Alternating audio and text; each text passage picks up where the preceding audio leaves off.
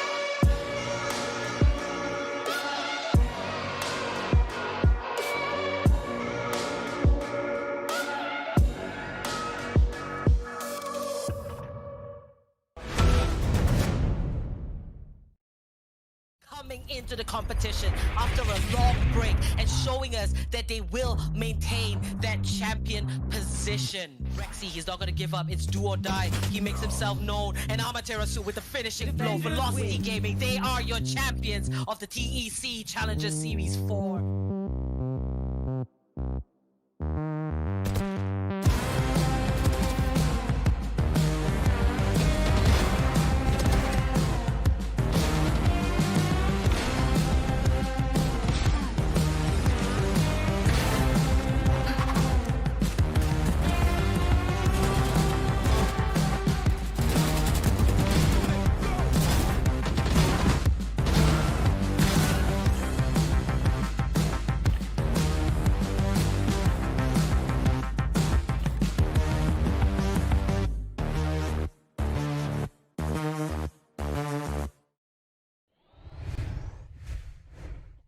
Welcome, ladies and gentlemen, to the LG Ultragear TEC Challenger Series 5 powered by Ideapad Gaming and AMD with AFK Gaming as our media partner. I'm C. I'm going to be your host and caster for this series, joined by Aggressive on the mic. And we're here to bring you the lower bracket quarterfinal series between Team VILLAINOUS and ATMOSFEAR.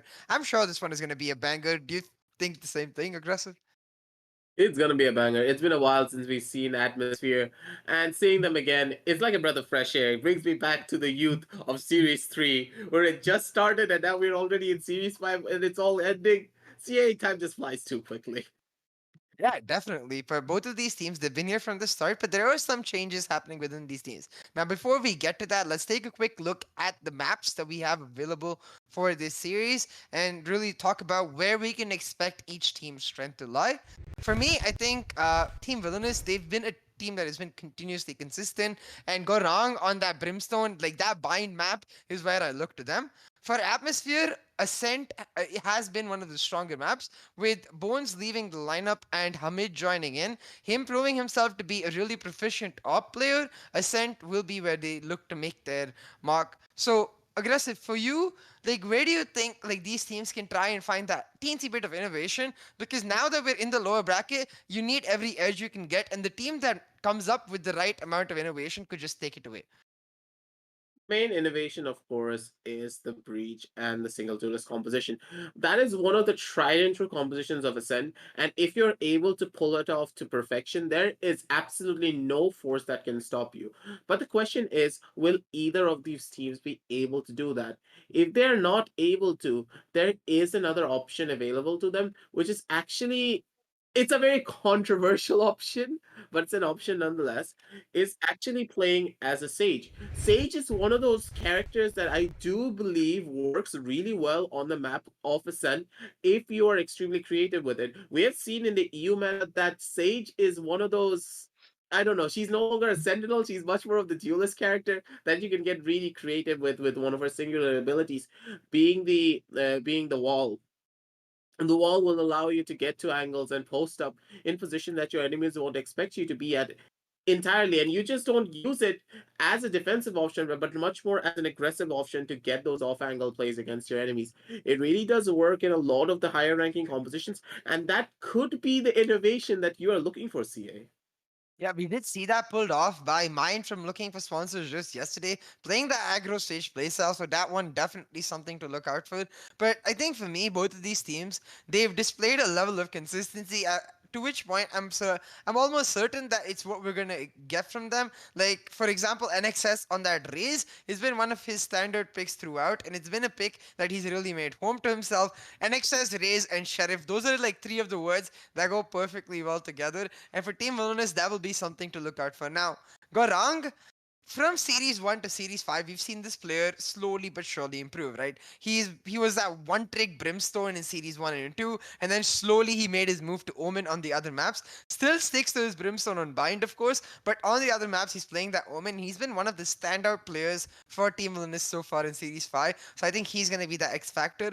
On the side of Atmosphere, I'm going to keep my eye on Hamid, because while we know every other player on that team, we know Bacon, we know Relic, we know Crosshair, Hamid, more of a newer player in this team, only joined in Series 5 and really needs to prove himself now to make sure the Atmosphere able to stay in the fight and stay alive in the tournament. Both of these teams, though, going into Ascent, they're going to give us an amazing matchup. And given the fact that we're likely going to see that race composition for Atmosphere and that Phoenix or Reyna composition for the side of Team Villainous, let's talk a bit more about the difference between those compositions and how we expect the executes to go through. When it comes to the executions of the compositions, I really do like the raise when it comes to the map of Ascent, just to force your enemies down into much more of the openings that you will see. Ascent is a very open map, and you can force your enemies down out of corners really easily and flush them out with the utility that raise brings down to the table. But at the same time, a flash is where it's at for the map of Ascent because of these open sightlines. You can use a one flash to cover almost three separate angles, and with Reyna, you can not cover only three, but you can cover almost five different angles if you can place that flash correctly. For example, you're pushing through short, you can place the Reyna Lear straight through the wall from the right side of short. You can counteract a window, you can counteract a garden, you can counteract anyone that's inside of A side, anyone holding down from A main. All of those angles can be covered all at once, and Reyna just gives a different level of utility when used properly when it comes to this map. Yes, of course, she is one of those feast and famine champions, but she also brings that utility basis to the game as well if you know how to use her to her fullest potential. Yeah, I think Reina, especially given the fact that she can set up her Lear with much more freedom in her positioning as compared to Phoenix, who needs to be close to that opening. It has been one of the stand-up picks we've seen throughout on Ascent when it comes to this double duelist compositions, and also has the opportunity to fare just as well on attack and defense, especially when it comes to mid control on either side. Her Lear comes up huge given how open areas on Ascent are as compared to the Flash. Now, with no further ado, I think we are ready with the match, so we'll be there in it soon. I'm just really excited to see if any of these teams can bring forth a Sky. For example, we haven't seen a single Sky on stream in the tournament yet, and I do have a strong belief that the first team that brings up that Sky will not just carry the edge in the match, but will also carry the edge in the psychological warfare of being able to bring this brand new agent on that high stakes competitive scale, able to just set the pace for the rest of the tournament. And so far, no team able to do that. We'll see which one does it though. Now, map 1, Ascent, looking at the agent selection, it should be standard picks throughout, but we might just get surprised. We'll have to see. The one thing I do note is that Quake is back in the lineup. Last time we saw Team Villainous, it was Dodger stepping in for the absence of Quake and Cruiser going on to that Sova. So I'm expecting Cruiser to come back to that Cypher or hopefully Killjoy and Quake back onto that Sova. Quake is one of those anchors for the entire team that we really didn't miss out to see when it came to that last map going up against Godlike. But still, they were able to put up a really good fight moving forward, that is for sure. But at the same time, think of it like this. They were knocked down into the lower brackets. It was supposed to be a learning experience for them, but they are learning. They have grinded their way out down into this lower brackets and now are coming back into these quarterfinal matches. They're gonna have their work cut out for them, I do believe, against Atmosphere, because Atmosphere is a team that are not to be joked with. They're a team that have fought really, really, really hard to come out this far, and they're not going to be backing down without a fight. And but with the main roster now being available for the side of Team Villainous, they're looking much more scarier than ever. Team Villainous, they're a team that has stayed together in their current form for the longest of time. So team synergy is definitely one of their X factors. Able to use that coordination, communication, the fact that they're basically friends with each other to the utmost of their advantages. That's what I'm going to be looking out for. For Atmosphere, it's about making do with this change coming out, and Hamid on the operator is something to look forward to. Now, going into game, looking at these compositions is the exact same, so it's not going to be a flash for either of the sides. Both sides opting for that raise. It's it's exactly what we expect from Team Villainous. Vision on the Jet, Cruiser on the Cypher, Quake on the Sova, NXS on the Raze, and Gorong on that Controller Omen. And for Atmosphere, it's Bacon picking up that Raze with Inferno on that Omen, Relic on the Cypher, and Crosshair on the Sova. Something we've come to expect. And Hamid, as I said, the op player on that Jet. Now, it's Atmosphere on the attack and Team Villainous on the defense. So it's going to be up to Atmosphere to set the pace here. But Team Villainous, they're the ones moving forward. They're the ones being proactive. They find first blood, but get instantly laid out. And Hamid with another able to get the advantage for Atmosphere. But Vision right there to find the trade for this team. And now it's 3v3 on the map. Atmosphere looking for A-side. They're looking for this A side, but the amount of damage being taken by the side of Atmosphere may just be a bit too much. NXS with a beautiful pain shell to just tag out two of the members to make them extremely low. They need to back on out away. They're going to be looking very, very unhealthy moving forward into a lot of these fights. Vision, he still has a lot of HP on his side to work with, but Bacon, he needs to try and find something out, but no nades, no nothing. The Recon Bolt is not yet available for the side of the Sova, so they're slowly making their way down towards the mid side to see what they can find. But the mid camera has been placed beautifully, and if he's able to spot out these members down on mid, this is going to be massive for their side. The camera has been broken. They have all of the information in the world that there are players chilling out on the mid side. No one has entered yet. Vision not spotting anyone out just yet. No sound is being made throughout this entire map. They're playing it real slow and playing it real smooth as well. Atmosphere, they may just have the advantage of Vision. Doesn't know exactly where he's going to be looking. Vision gets the first kill. He's probably going to get the second. He does not just yet. He goes for the dink though. He has one shot everyone. NXS, he's tapping away with that. Sheriff's not going to be able to find that shot just yet. Just needs to wait for his team. Everyone is so low from the side of Atmosphere. One bullet to anywhere in their body is going to end them off. Cruiser God slowly making his way forward, seeing what he can find straight through the smoke. Knows for a fact that one member is going to be on the top. He did hear the sound. Moving forward, it's going to be Inferno going in for the play, but Crosshair, he's going to be able to get that kill on the NXS to make it a 2 versus 1 scenario. Cruiser God, he's going to be running on in. He's tapping away, but the shots don't connect just yet. 9 seconds left on the boss. He doesn't know where to look. Cruiser God goes in for the play. He gets an insane headshot on the Inferno, but will it be enough is the real question. He's tapping away, but Crosshair, with his beautiful movement, is going to be able to find it all out in a 0-1 scoreline. The attackers, they had no business winning that round. They had such low HP, but they were still able to clutch it out. Atmosphere, they're taking it all away. at this point, we rarely get to see teams play so slowly and with so much caution in the pistol rounds of the first map in a series. But the fact that both of these teams choosing to do so, it only explains how much they have invested into this match, how much they really want to stay alive in this tournament, and the stakes and the pressure that they're feeling coming into this. Atmosphere, beautiful rotation, taking out that camera and pushing through catwalk to bamboozle Team Villainous, able to push into sight, and then Crosshair with the triple, able to secure it. Now into this next round, it's Atmosphere with that buy advantage, Team Villainous with the eco. I think it should be a comfortable round for Atmosphere coming out, and going into it, I think we see already a 3-man advantage, already the spike planted, and already B-side control. All of the three things have been checked out of the checklist for the side of Atmosphere. So they're going to be looking pretty. They're going to be looking strong. Gorong, though, he's looking for some sort of damage that he can do. He's looking for those picks. He wants that bit of extra money for his bank as he's moving forward with his team. But it seems as though none of them want to really give much of a chance to them. They're holding it down for as long as they can.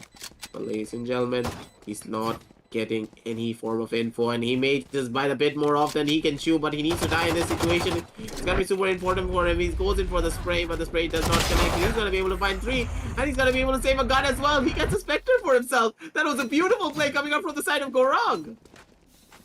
That was a bit of a bittersweet moment, I think, at least for me, because for Atmosphere, the fact that 2 of them died to the spike and then another died for to Gorong means that even though they won the round, that anti-eco coming out very expensive for them. So you can see on the scoreboard now most of them have to upgrade. Relic, the sole survivor, able to stick to his Spectre, which means that instead of getting that free bonus round like you would expect after the anti-eco, Atmosphere just as invested as Team Villainous. For Gorong, though, it's a similar story, because he lived and he didn't actually die to that round, and the fact that his team lost means he'll get the penalty for saving minus 1000 credits, meaning he has to stick to the Spectre himself. So both the teams quite evenly matched in this buy round with almost the same weaponry overall. The team that wins this will get a huge momentum swing, and if Atmosphere win this, they will break the economy of Team Villainous. Team Villainous, you see Vision with the jiggles, will find the headshot and take down Hamid. That's a 1-man advantage for Team Villainous, and they're gonna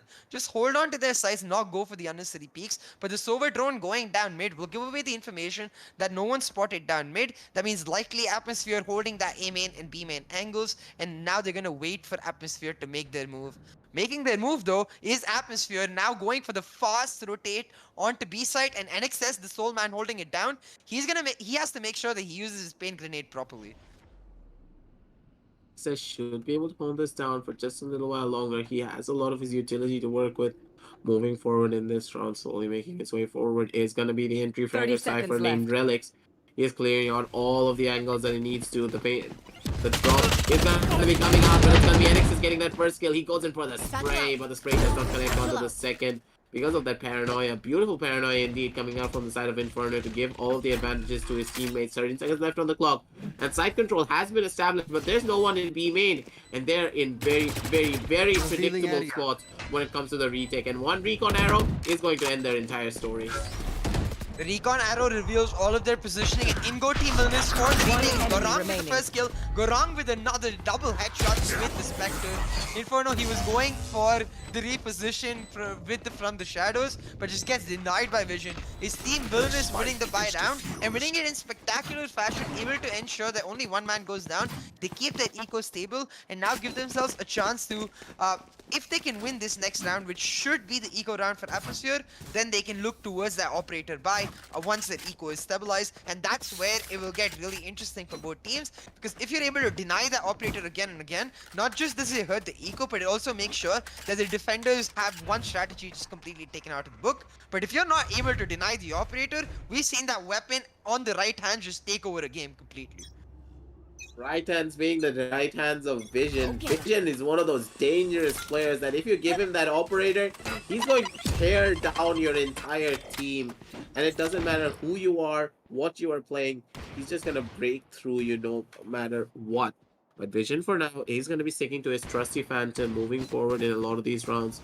Not really a lot of ground being covered by the entirety of Atmosphere, seemingly having slowed down after the momentum shift that they had in that last round. But Hamid, he gets that first kill onto an unsuspecting Gorong. But Cruiser he knows for a fact that he is already down into the side, goes in for the spray and hits the headshot. Hamid does go down. Slowly making his way forward. It's going to be Inferno sitting down on that A main side. But doesn't really have a gun to work with, so he's just got to be chilling, waiting for his team to give him the backup. But no information is going to be given out just yet.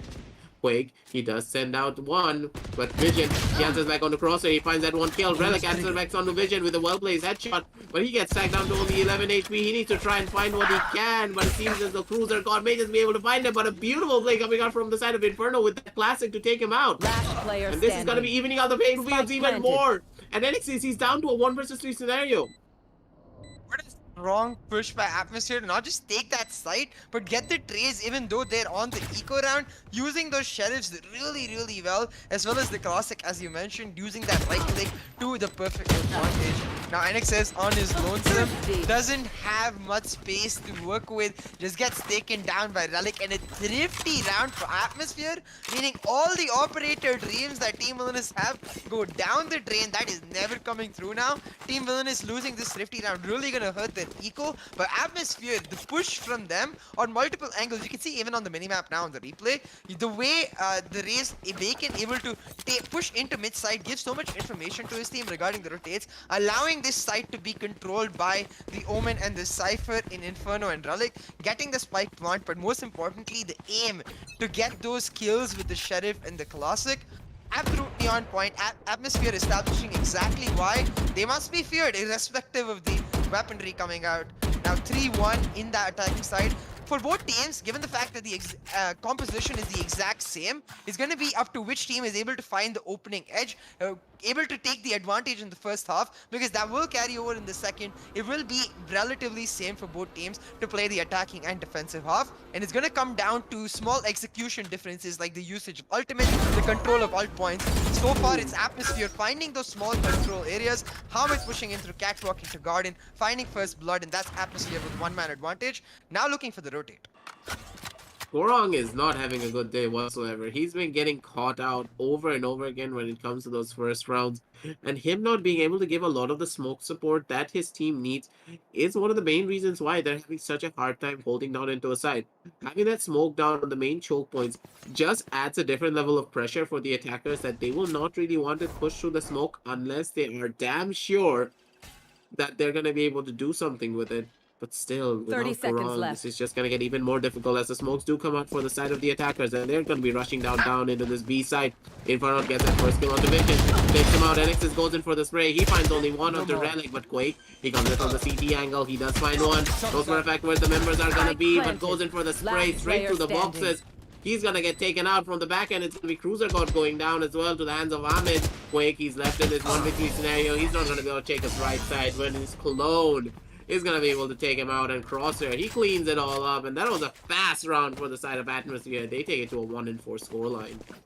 Yeah, Atmosphere, very standard playstyle, but the execution of it is where they find the uniqueness, making sure to spread themselves out. Instead of taking the A main, B main control, they like to push towards that catwalk angle, try to find a pick towards that, and go wrong with the aggressive peek, as you mentioned.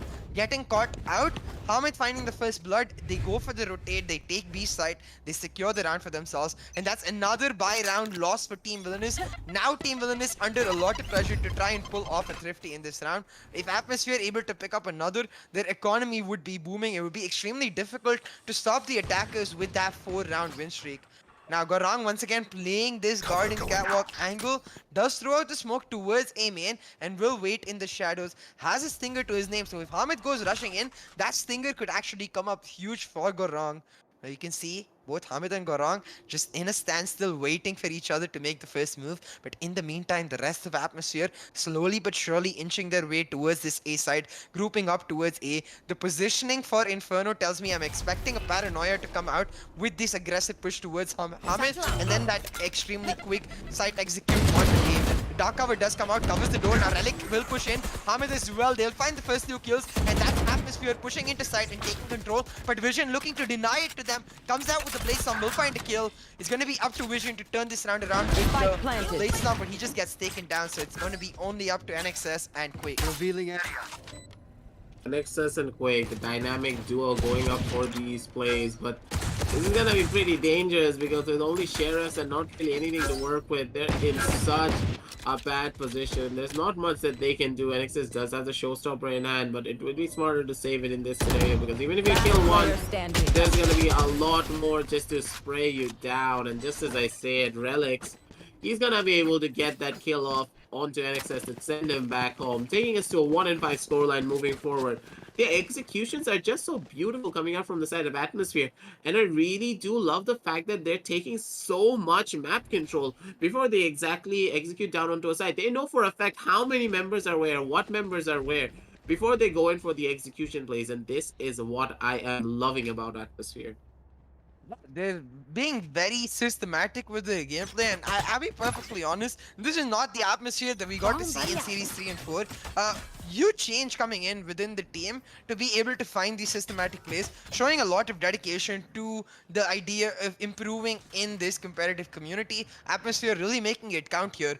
Now 5-1, and an operator picked up for Hamid. I'm curious to see how he makes that work. He's playing a very defensive angle towards the attacker side spawn on A side, letting the rest of his team push in towards mid and B, waiting for the aggressive push to come out for Team Villainous. But Team Villainous, they will not be baited. They're not going to do anything of that sort. They're just going to hold on to their positions, play extremely defensive angles themselves, and allow Atmosphere to make the first move. They know that this is another buy round for themselves. They simply cannot afford to lose this, because losing yet another buy round would put Atmosphere at a 5-round lead, and a lead with an existing operator, meaning he just snowballs completely out of control against them. Now, in terms of ultimates, my ultimates to look at for these rounds is going to be the Showstopper NXS. He can completely change the round around with that, and the Hunter's Fury for Atmosphere on Crosshair. We've seen multiple times on top tier Sovas using the Hunter's Fury to enable that aggressive side push 30 into the seconds side. left. Now with a 5-man stack towards B, it's going to be that B side, the recon bolt coming out as well. If someone gets spotted, I'm expecting the Hunter's Fury to come out. So if the spot does come through, the 100 Fury should be popped, and nothing's been used just yet, but the showstopper has been used instead. Try and get one of those kills, but Enixis, he doesn't hit that shot, but Hamid gets one onto Enixis with the operator Relic dancing back on the Quake. Gorong finds one onto Hamid though, and it's gonna be Relics going in for the spray. He finds one on Division. A well-placed headshot. It's gonna be leaving Gorong to go in for the plays. Gorong hits a clean, disgusting headshot on the Inferno, but Relics, he's hitting the heads. He's the headhunter himself. If Gorong with only 30 HP and a dream, he may just get sprayed down straight through the wall if they know exactly where he is. No peeks are gonna be given out just yet, and Gorong doesn't check his right side corner. He gets taken out, and Relic, this man is an absolute beast today. He's hitting all them headshots, and he's just being a boogeyman to the entirety of Team Villainous.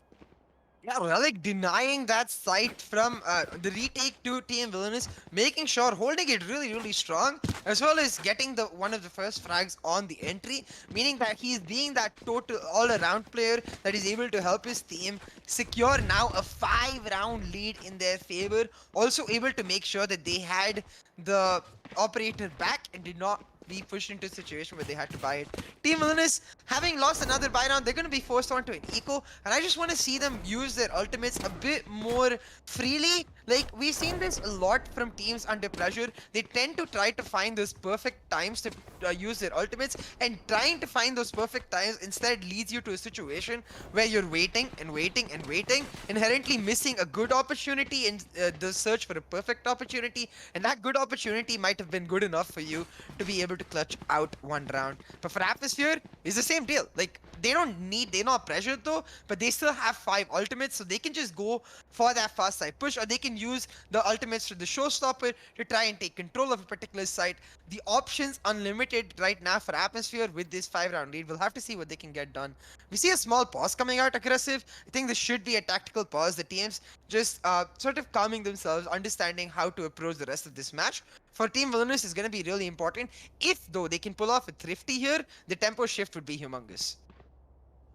Team Villainous really need to bring out a lot of these rounds, and this is really important because Ascent, when it comes to the attacking executions and how you exactly do it, it's much more attacker favored.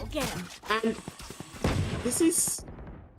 I really am trying to understand what exactly Team Villainous are trying to do wrong, or like what Team Villainous is actually doing wrong in this kind of scenarios. And I do believe that they're playing a bit too defensive, and just as we saw before, that them playing aggressive is the way to go because this 50 round seems very much possible. So guard, he gets that one tap, but Hamid holding it down. This angle might find one. The Hunter's Fury is out from Quake. He got a couple of tags, but no kills whatsoever. The neural theft popped out for Team Valorant. They know where everybody is now, and Gorang will use that information to get one kill. Standing. Cruiser Guard with the information of Hamid's position, able to get another, and a flawless thrifty in the works for Team Valorant. Will get stopped by Crosshair.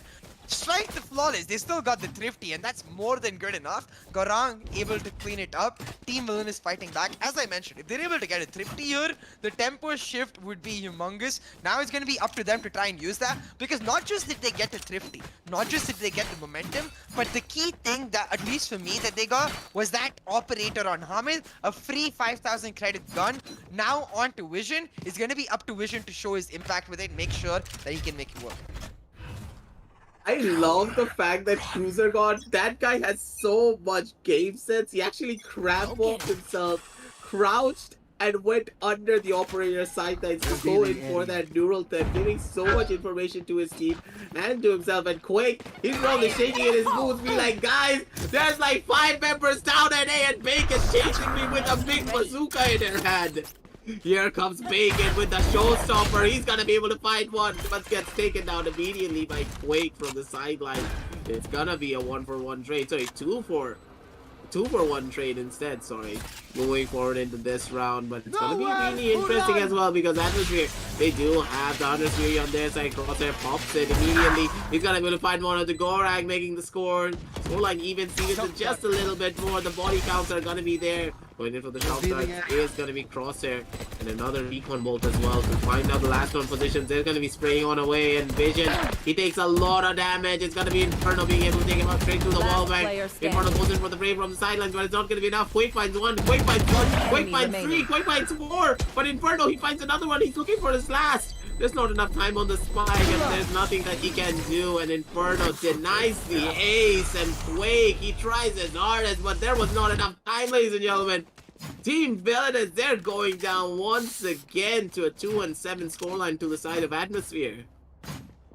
Atmosphere, a brilliant call made by them on their part, acknowledging that, hey, the operator was given over from our side to them. That means they're gonna want to try to find individual peaks, and hey, we have all 5 ultimates ready. We can just go for the quick rush, basically nullify the operator entirely, and make sure that we're the ones still dictating the pace. Atmosphere using that showstopper and from the shadows to get themselves into sight, and then the Hunter's Fury to hold it down to a brilliant fashion, now picking up a 5-round lead for themselves.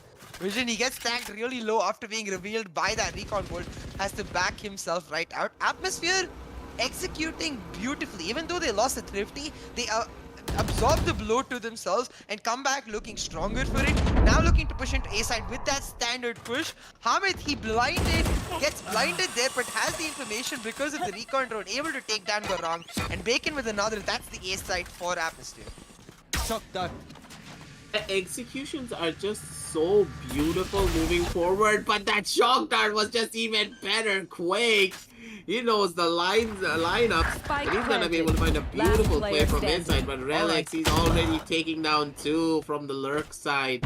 Vision being the last remaining member, but with only 24 HP and the nail in the coffin, forcing Atmosphere to now go for the rotate. But you can see Team Villainous, they are expecting this. NXS making his way back onto B side. This will be really important. The mind games coming into play here as both of the teams try and figure out exactly what the other team is thinking, what the other team wants to do, and where the other team wants to make its move. Right now, it's Atmosphere making their way once again back to A. They spent a bit of time being really quiet and allowed Team Villainous to go back to their original positions. But Team Villainous, they held it. 3-man stack in A, Atmosphere committing to this side. They're making the commit, and this may just hurt them a lot, but Cruiser God, he gets caught up with the pain shells being thrown straight into his face. Bacon gets the first kill on the Vision to open up the side as fast as possible. Vision gets a second as well. Bacon, he's turning up massive. He's going to be Crosshair as well, coming in from the sidelines to get that 1 kill. Cruiser God answers back on the Hamid once more, but Bacon, he's deep frying them instead of getting deep fried himself in the oil. He's going to get a 3rd. He's looking for the 4th on the Evan side. It's going to be his own clone being an Nexus. But with only 10 bullets left, not really a lot of space to work with. Now with 13 because of the shock dart coming out from the side of Crosshair. He needs to jump down. He goes in for the play. He gets that first kill, but he's not going to be able to get the second. Inferno goes in for the peak and takes him out to take us to a 9-3 scoreline moving forward, ladies and gentlemen. 9-3 for Atmosphere. The fact that they're able to secure that last round will give them a huge advantage in the pistol and the anti-eco of the second half. If they can pick up those two, they'll be very well set at 11 rounds to try and push through for match point with their buys. So we'll see if Villain is able to replicate the same amount of success the Atmosphere have had with this with their own half, or if Atmosphere just able to secure the match for themselves and push through. Right now, at this point, I think for me at least, Team Villainous and Atmosphere, the key difference has been how the duelists are performing, the way the Bacon able to create, even though he's not picking up the frags, the way he's able to create control over the small areas. We've seen the mid push from him multiple times. We've seen him push through that B main angle, allowing for a lot of noise while making sure his team taking control of the other angle. On the other side, we're not seeing as much from NXS. I do think he's one of the X factors for Team Villainous. If he's able to really step up in this attacking half, we might see a comeback on the cards. This is, as you stated before, like NXS is one of those few players that we have to see him showing up. Team Villainous, they always ride on the momentum of NXS. Whenever he plays to his heart's content is when we are gonna be seeing the most improvements out of the entire team. What? Okay. Yeah. It's when we are gonna be seeing them perform to their fullest. Team Villainous, they're a team that rides on momentum. They play the best when when all of their members are playing down to their fullest potential. And here is where I'm looking to NXS to bring the team together. He's like one of those few people that, when it comes to just pure raw like morale, he's a very charismatic person, and he does bring the team together when it comes to these kind of scenarios. I'm looking to Gorong to just rally his team together, because this is a very detrimental scoreline. A 9-3 scoreline moving forward into the attacking half of Haven. It's going to be very difficult indeed. Now, attackers on ascent here for Team Villainous they're looking for a very similar playstyle as compared to Atmosphere. 4-man stack to it. A is the Raze in NXS. We're holding down that mid angle, looking for the control. But look at the defenders. A key difference between Atmosphere and Team Villainous. Atmosphere willing to be proactive even in defense. You can see Hamid, he's already pushed out in the B main angle, giving up so much information to his team that, hey, I don't see anybody here. They're definitely coming towards A, and the rotation is already coming through for Atmosphere. Team Villainous, they're committing to this side, and they need to try to find plays in their favor. But the fact that Atmosphere already here, it's Relic with the first, and Bacon with the grenade kill. Cruz and Vision able to return it back though. Inferno securing the lead for Atmosphere, and with the spike, advantage is going to be Atmosphere now pushing on the retake. Hamid, he'll find Vision, and now 1v3 for Gorong to pull through. He'll get taken down, and man, that aggressive push by Hamid down in B main, giving up so much information, allowing the early rotate from Atmosphere, allowing them to now get double digits on the scoreline. Beautiful coordination from Atmosphere. There's not really much you need to talk about in that kind of situation other than Atmosphere, you are an absolute beast when it comes to those kind of rotation plays. It seems as though, like, as I said, as Atmosphere tried their best initially, like, during their attacking rounds, they were always establishing a lot of map control. Map control was their primary basis before any form of an attack. They, first of all, like, made sure that they had a lot of map to cover. They always had mid cover. They always had B main covered by one member at the bare minimum before they started going into an execution, let it be through mid, through B, or through A. All of those factors need to be coming into play, but it seems as though for the side of Team Villainous, I'm not really seeing any of this, and this may just hurt them a lot. Now going for the eco rush onto A's. Vision picking up that first kill. Bacon, though, he's here ready, will throw out the boombot, and that boombot should get a decent bit of information regarding the positioning. If Bacon just able to pick up a kill, it will come up huge, but instead NXS with the Sheriff will take down Bacon. Crosshair there to back his teammate up though and ensure that that it's still 3v4 on the map. Atmosphere, they have the man disadvantage, but they do have the full health bars. Vision and Gorong really low, so if you could take them down, Inferno. he will find vision and the recombo going towards in hell means they get the elimination of that as well. Crosshair and Inferno, they'll find one each but go wrong. Oh my god! Inferno, Oh god! Inferno runs out to bullets, goes for the knife and go wrong, able to reload on time. Will take them out. That him running out of bullets, that was not BM, guys. That was purely just he ran out of bullets, realized that with Gorong going for the reload too, he just could try and go for the knife, but the reload comes through, the knife misses, and it's Gorong securing that round for Team Villainous. Just a sad story and a half right there for him. Oh god, I actually feel pretty bad for this Gorong. Actually went in for the jump, and that dodge was absolutely beautiful. Gorong showcasing his dancing skills to us all. By pulling off that dodge against the side of Inferno to get away from his knife at that situation. A beautiful round indeed from the side of Team Villainous, but that was very sloppy. But at the same time, it was an eco round, so you can't really say anything bad about it. Yeah, eco round done really well for Team Villainous. They pick up the win and they deny the guns for Atmosphere, meaning that Atmosphere now on the eco. Team Villainous a chance with their buys to push through and reduce the lead even further. Doing just that, taking mid control. It's Vision with the first, Cruiser God getting another towards that catwalk angle, meaning now Quake and the rest of his team able to secure the rest of the A site entry and now push into site, get the spike control. There is no way for Atmosphere to enter onto this site. Team Villainous have every single angle covered. They have everything covered, and with NXS getting that headshot on the Bacon to boot, he was just at 4 HP, but NXS is like, nah, I gotta go in for those overkills from my side. It's gonna be mid, going in for the jiggles, going left, going right, but Vision, he has his phone number, he knows exactly how his own counterpart is gonna be thinking. Goes in for the spray against the wall, and he gets the kill to clean it all up. And a beautiful round indeed coming out from the side of Team Villainous. They're going up one by one slowly, moving forward, and it's gonna be a 5 and 10 scoreline. But still, CA, 5 more rounds to go to make it even Stevens. This is gonna be a tall order because one slip up, and you're probably already gonna be going into match point. Keep it together.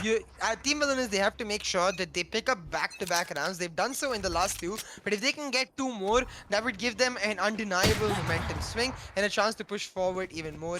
Team Villainous having won flawlessly the last round, they picked up the operator for themselves, and that operator on Vision coming up huge in the attacking side. It's Vision with the first blood. Now operator versus operator, it's Hamid waiting down in this A main angle, has to back up because with the sober drone coming in, knows he will be revealed. Instead looks towards this catwalk angle, but hey, there's nobody there. Hamid, you need to look at A main, because now with Villainous taking that ult point, they look going to start this A main angle. But Hamid barely finding the thread, will take down Cruiser God, and now looking for more, going for the aggressive peek. Villainous just back out in time, and now will get out of their way. They don't want to face up against that op. Instead, they look to that mid position where NXS has taken market control. NXS tried to take market control. I mean, he immediately just gets taken out by Relic, but Quake, he's able to find a lonely on Hamid, trying to go in for the slow jiggle peaks from his side. It's not going to be enough as the under heaven side has been completely taken over and the A side has been broken into, moving into a 3 versus 3 post-run situation. It's going to be Team Villainous and Team Atmosphere. The spike has not yet gone down just yet. Quake is going to be planting, but a lot of information can be gained really quickly. Inferno goes in for the paranoia, beautiful paranoia indeed, with the shock darts coming out as well, but wrong. He has such a beautiful angle for his side. He gets 2 kills. Crosshair though, Jans is back with his own, but with only 21 HP, it's probably not gonna be enough as Crosshair, he's sending down the owl drone. He needs to hit this headshot. It's gonna be all over. He goes in for the spray, but it's not gonna be enough. He goes in for the taps, but too low of an HP to work with. And Gorong with his beautiful dancing skills, he's able to get that kill away and take us to a 6 and 10 scoreline for the side of Team Villainous. Gorong putting on his dancing shoes first in that anti-eco round to dodge that knife. Now here, even though he's spotted out, able to dodge the shots and get the kill onto Crosshair, secure another round for Team Villainous. I don't think he would have been able to pick up the operator on time, so they will have to invest into the operator, but it's completely okay because for them, they won 3 rounds back to back now, and it's going to be them looking to push forward with this momentum to try and get to that 10 mark scoreline and then push forward for the win for themselves. As the Sober drone will get spotted out by Relic, he will take it down and back right up. But this ult point control from Team Villainous, every single round they go forward, they take this ult point and then they step back, look for for the picks. NXS though, he's been taking mid control a lot, and Team Atmosphere looking to answer back. But what was that flick? NXS takes down Inferno. Hamid able to return the kill, but that flick, meaning Team Villainous with enough pressure to try and push into the side and push into the side window. Oh, Hamid, that counter strafe was absolutely beautiful. That was nasty, dude. Because Cruiser God, it was not really ready for any of it. Goes in for the track reverse. That reverse counter strafe was just absolutely insane. I have to give it to that. And they're probably going to be able to win out on this eco round. Atmosphere, again, they're looking for a possible thrifty this time around. They're slowly making their way forward. Vision, he does have the operator though, and he's gonna rage supreme. He's able to thread that needle down perfectly to take out Crosshair. There's gonna be one more member to go. Vision, he's gonna get spotted out, but a beautiful flash coming out from his. It's probably gonna be enough, and Vision, he gets a last operator shot. And if there's anyone who can make this attacking operator work, it has gotta be Vision.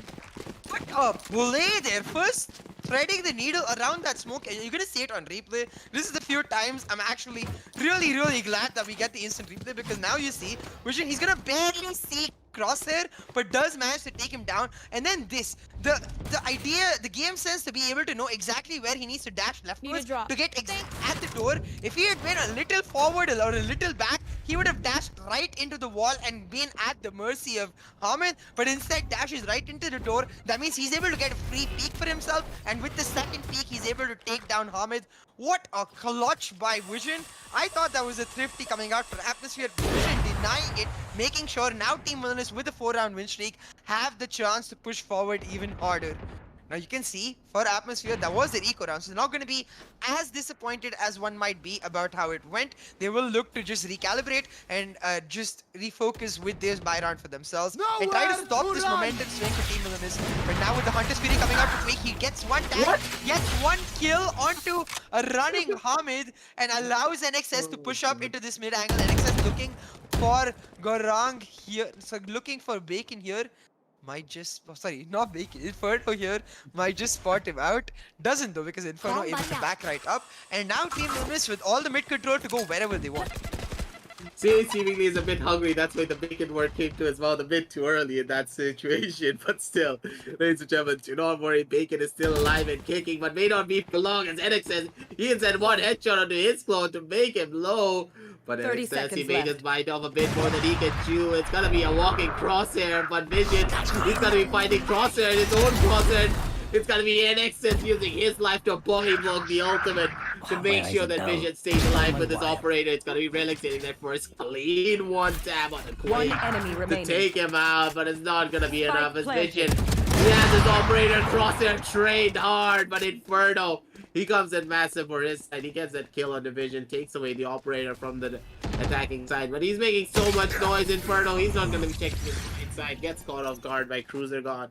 And that was a beautiful play coming out from the side of Team Villainous to make so much noise onto this mid side, forcing a lot of these engagements down at B while making the spike rotate back down into A.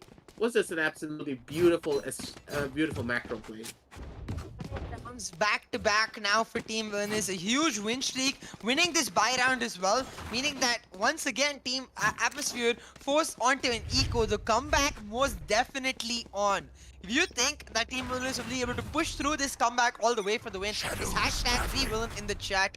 We Villain, and for Atmosphere is hashtag #FearUs. If you think they're able to stop this comeback and sort of get their momentum back in their favor, show your support, show them the love. Both of these teams definitely deserve it. Now the operator for Hamid, he's just taking some aggressive shots, not able to find any damage just yet, but is able to allow his team to slowly push into this main angle. All of Team Villainous, Atmosphere looking towards that A side though. They expect a push to come out there, and they're absolutely right about it. The alt point being taken here by Team Villainous, meaning that they have the Sova ult almost ready. If he's able to get the run through, it might be huge. Now, I know exactly. He's gonna find that first kill, the neural theft coming out, and that's all the information that Team Villainous want to go for this A side. That was disgusting, Hamid and Crosshair. That was even more disgusting. Inferno, what is happening? I mean, thrifty round for Atmosphere, just beautifully executed. Like, okay, let's just look at the instant replay and try to understand where it went wrong for Team Villainous, right? They get the first blood, they get the neural theft, but the fact that Atmosphere not allowing them enough time to position on the basis of the neural theft and find the kills. Hamid with the first 2 kills, and then Gorong. Oh my god. Even though Gorong gets the return kill, the positioning of Crosshair and Inferno going for that double pick together through the doors is a thrifty round picked up for Atmosphere, and the momentum of Team Villainous stopped in its tracks. Just oof right there for Team Villainous. Atmosphere now once again looking to take control of this matchup. Thrifty rounds back and forth between these teams, really proving to us that both of these teams, they got what it takes, fighting for their lives in the tournament and coming up with a beautiful show on the basis of it. Now the Hunter's Fury coming out for Atmosphere. NXS trying to dodge it out with his satchel packs. Will dodge it out, but his teammate in Quake will not be able to. It's Crosshair with that kill and Relic with another to give Atmosphere this 2-man advantage. That is just a feels bad moment. That is a real feels bad moment as Crosshair. He's gonna be able to find one or two NXs as well. He did his best to dodge out all of those Hunter's Furies, but in the end, did it really even matter? Cruiser got only a 7 HP left to his name. Relic goes in for the super wide swing and gets the last remaining kill onto him as well, taking him out, leaving Gorong down in this 1v5 scenario. Goes in for the spray, but the spray does not connect. And it's gonna be a flawless round as we move over into match point for the side of Atmosphere. Huge round for Atmosphere. Flawless coming out. And the over guaranteed for Hamid now. This match is shaping up to be one hell of a banger, but now it's Atmosphere with the momentum, Atmosphere with the eco lead, and Team Villainous with a broken bye, trying to keep themselves alive in this map. 21 kills for Vision, though he has been on point this matchup, but for Atmosphere, the kills very much spread out in the top 4, 18, 17, 16, 16. Only Bacon left a little far behind, but that's okay. The rest of his team really stepping up here to make sure that they're able to take this map one for themselves. Now Atmosphere holding it down. Hamid!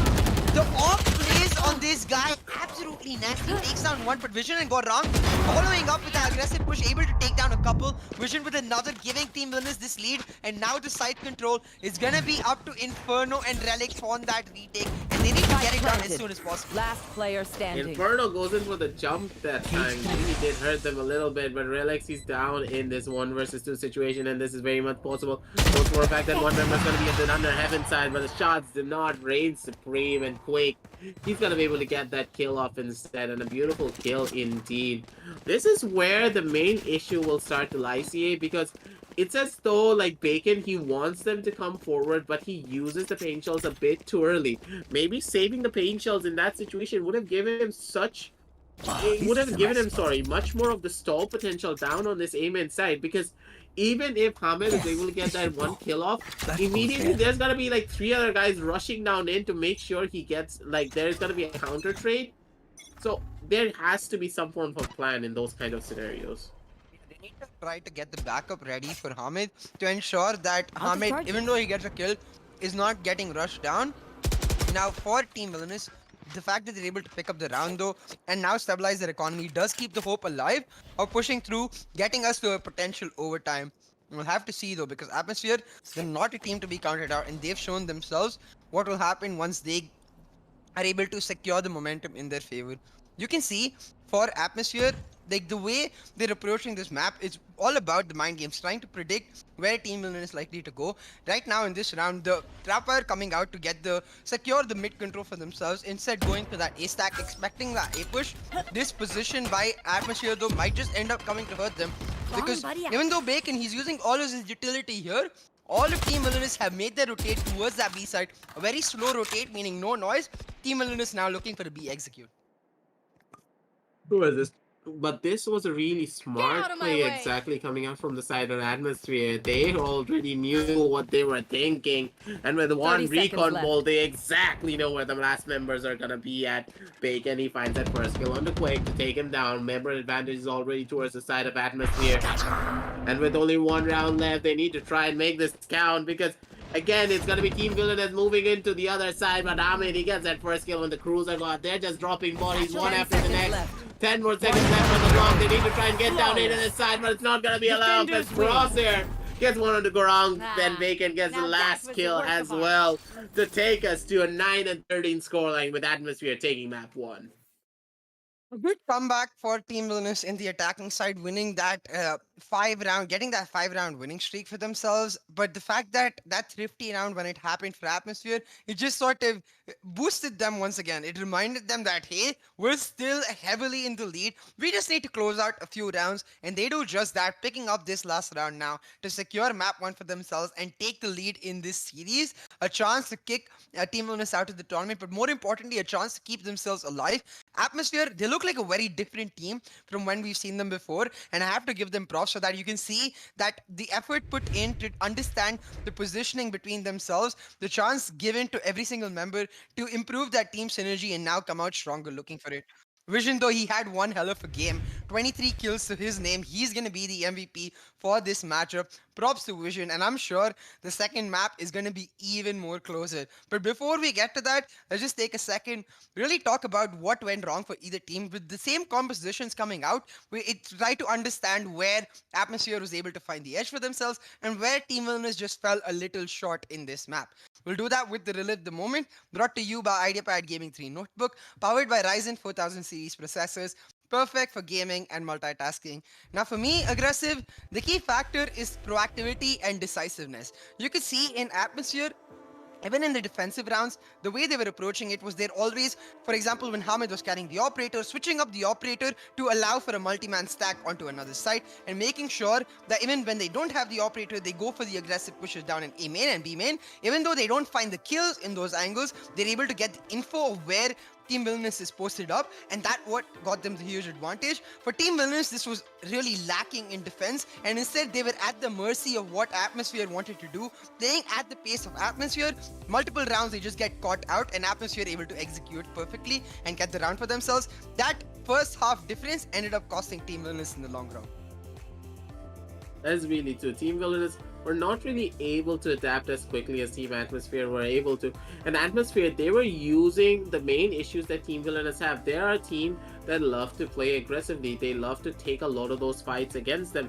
And they were able to abuse it because they were holding down their angles, waiting for Team Villainous to come into their crosshairs or lower their guard by making the clock go down a lot. It's natural for a human to become less alert as time passes, and they were able to utilize that psychological factor against the side of Team Villainous, and they were able to come out on top in those defensive engagements. And it's really shocking to say, but Team Atmosphere, they have won every single eco round to boot, moving forward from the attacking into the defensive half. Yeah, the eco round strength for Atmosphere definitely factoring into their win. But I'm sure Team Winners, they've been in our competitive community for over 5 series. They're a team that has a lot of experience and understands how to pull it back. So I will give them the benefit of the doubt and hope that they will be able to come back in the second match stronger, because right now Atmosphere, they look like they've done their preparation and they have a proper game plan coming into the map. And in general, with respect to any map, the odds generally lie in the favor of the team that has that plan and is able to execute it. Atmosphere, they have the checkboxes done with both of them, so they're a team that looks extremely scary for themselves. But map 2 will be bind and it will be the Brimstone special for Gorang, so keep your eyes peeled. Make sure you're there for that. Maybe so grab some snacks for yourself and make sure you like, subscribe, hit that notification bell so you're able to get the constant updates on all the streams put out to you by the Esports Club. In the meantime, while we go set up for map 2, you can also check out the links in the description below.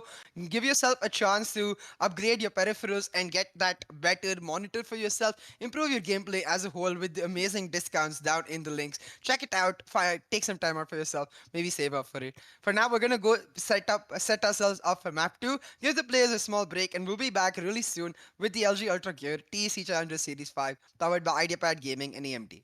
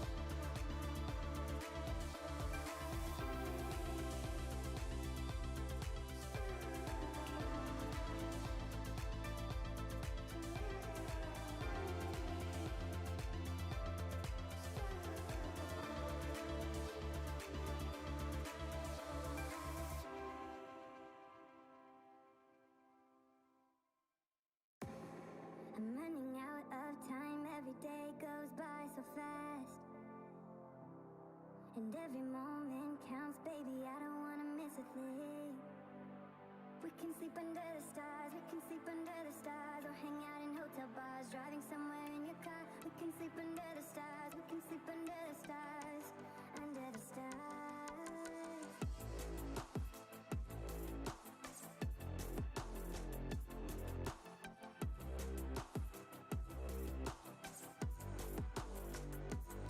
Baby, while we're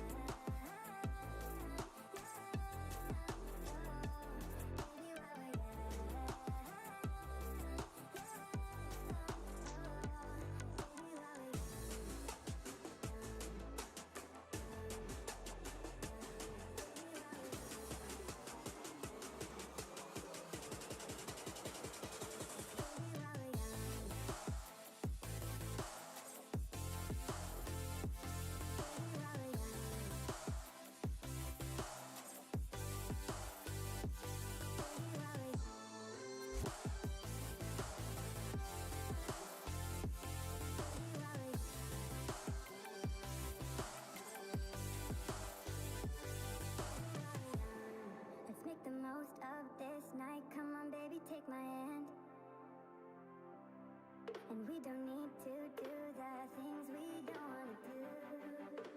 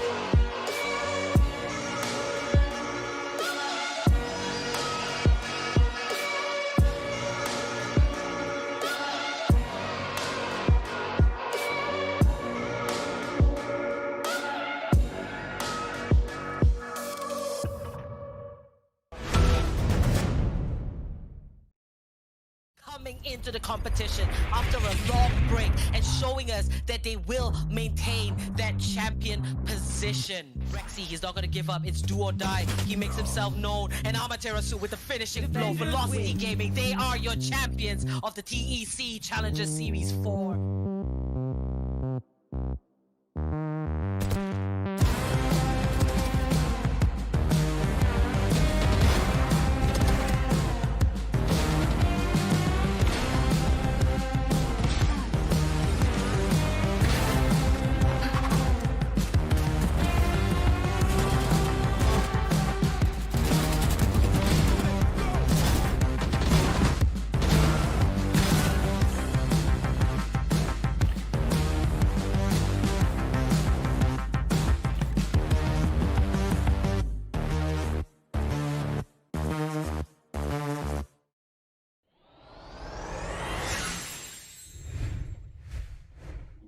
Welcome back to the LG Ultragear TEC Challenger Series 5 powered by Ideapad Gaming and AMT with AFK Gaming as our media partner. We are back for the lower bracket quarterfinal series between Team Villainous and Atmosphere. Atmosphere were able to secure map 1 in a scoreline of 13-9 and now look towards the second map to try and finish it off. Let's quickly go to the map veto, figure out what exactly we have for that second map. It is the bind map aggressive. We are going to see Brimstone come out for Gorong. I would really love it if we could see the Sky paired up with the Brimstone, because the key difference between Brimstone and Omen always has been the lack of that extra paranoia. Sky, Sky, Sky. It's one of those picks that we really want to see coming out on the map of Bind. And I'm pretty sure that Team Villainous is the only team that are probably going to be able to go for it at this point. We have heard that Cruiser God, he's one of those Sky mains coming out, but this time around, Dodge is coming up instead. It seems as though Quake, he had to go off in that scenario. So Dodge is going to be replacing him this time, but Cruiser God, he's actually opting to go for a triple duelist strategy, it seems. Okay, never mind. I take it back. I don't think that was ever going to happen. Just a small debate coming out from Cruiser God to us casters. We'll have to go for that Sova. You really need that initiator on bind, especially. Sova really good at getting you the info, also finding those cross map ultimates. So it makes sense that he goes for the Sova. The substitution coming out for Team Villainous is really interesting though. Quake choosing to sit out instead Dodge coming back with his Cypher that we know he's extremely proficient on. That's something to keep your eye on for this matchup. Now both compositions very similar, but the key difference is that Omen versus Brimstone.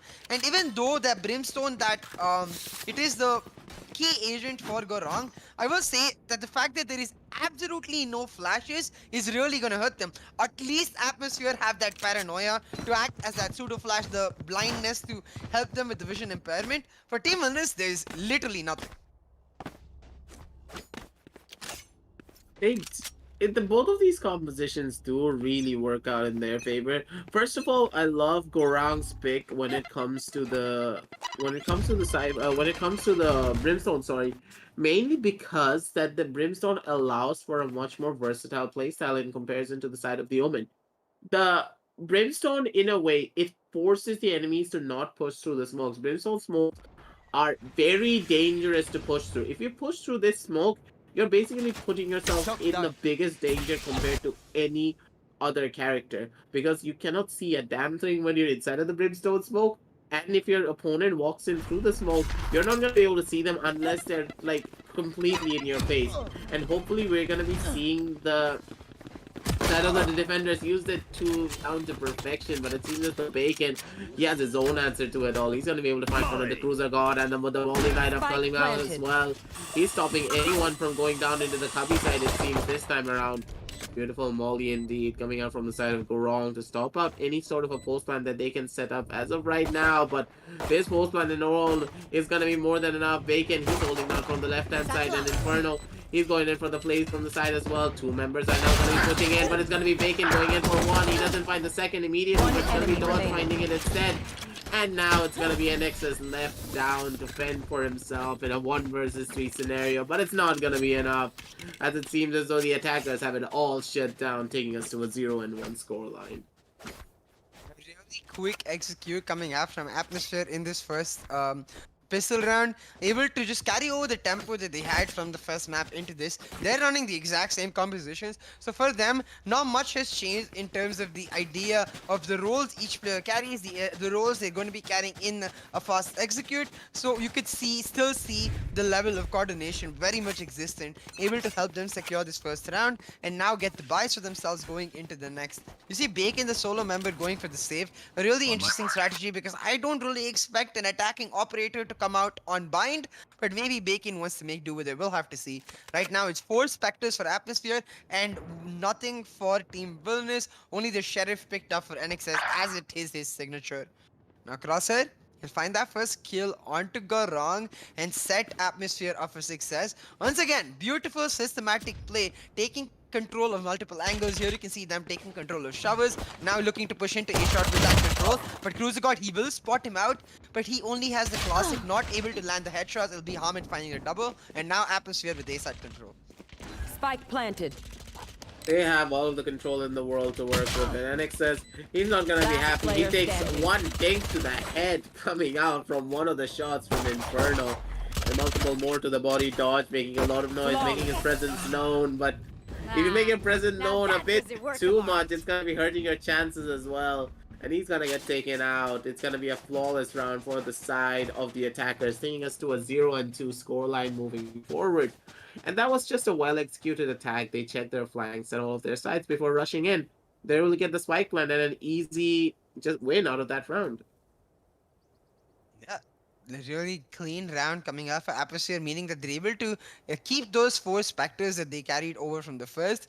Bacon, the only person who didn't go for the Spectre buy, now able to get a Vandal for himself, giving them a chance to push through, get the have that heavier weaponry even their side as well.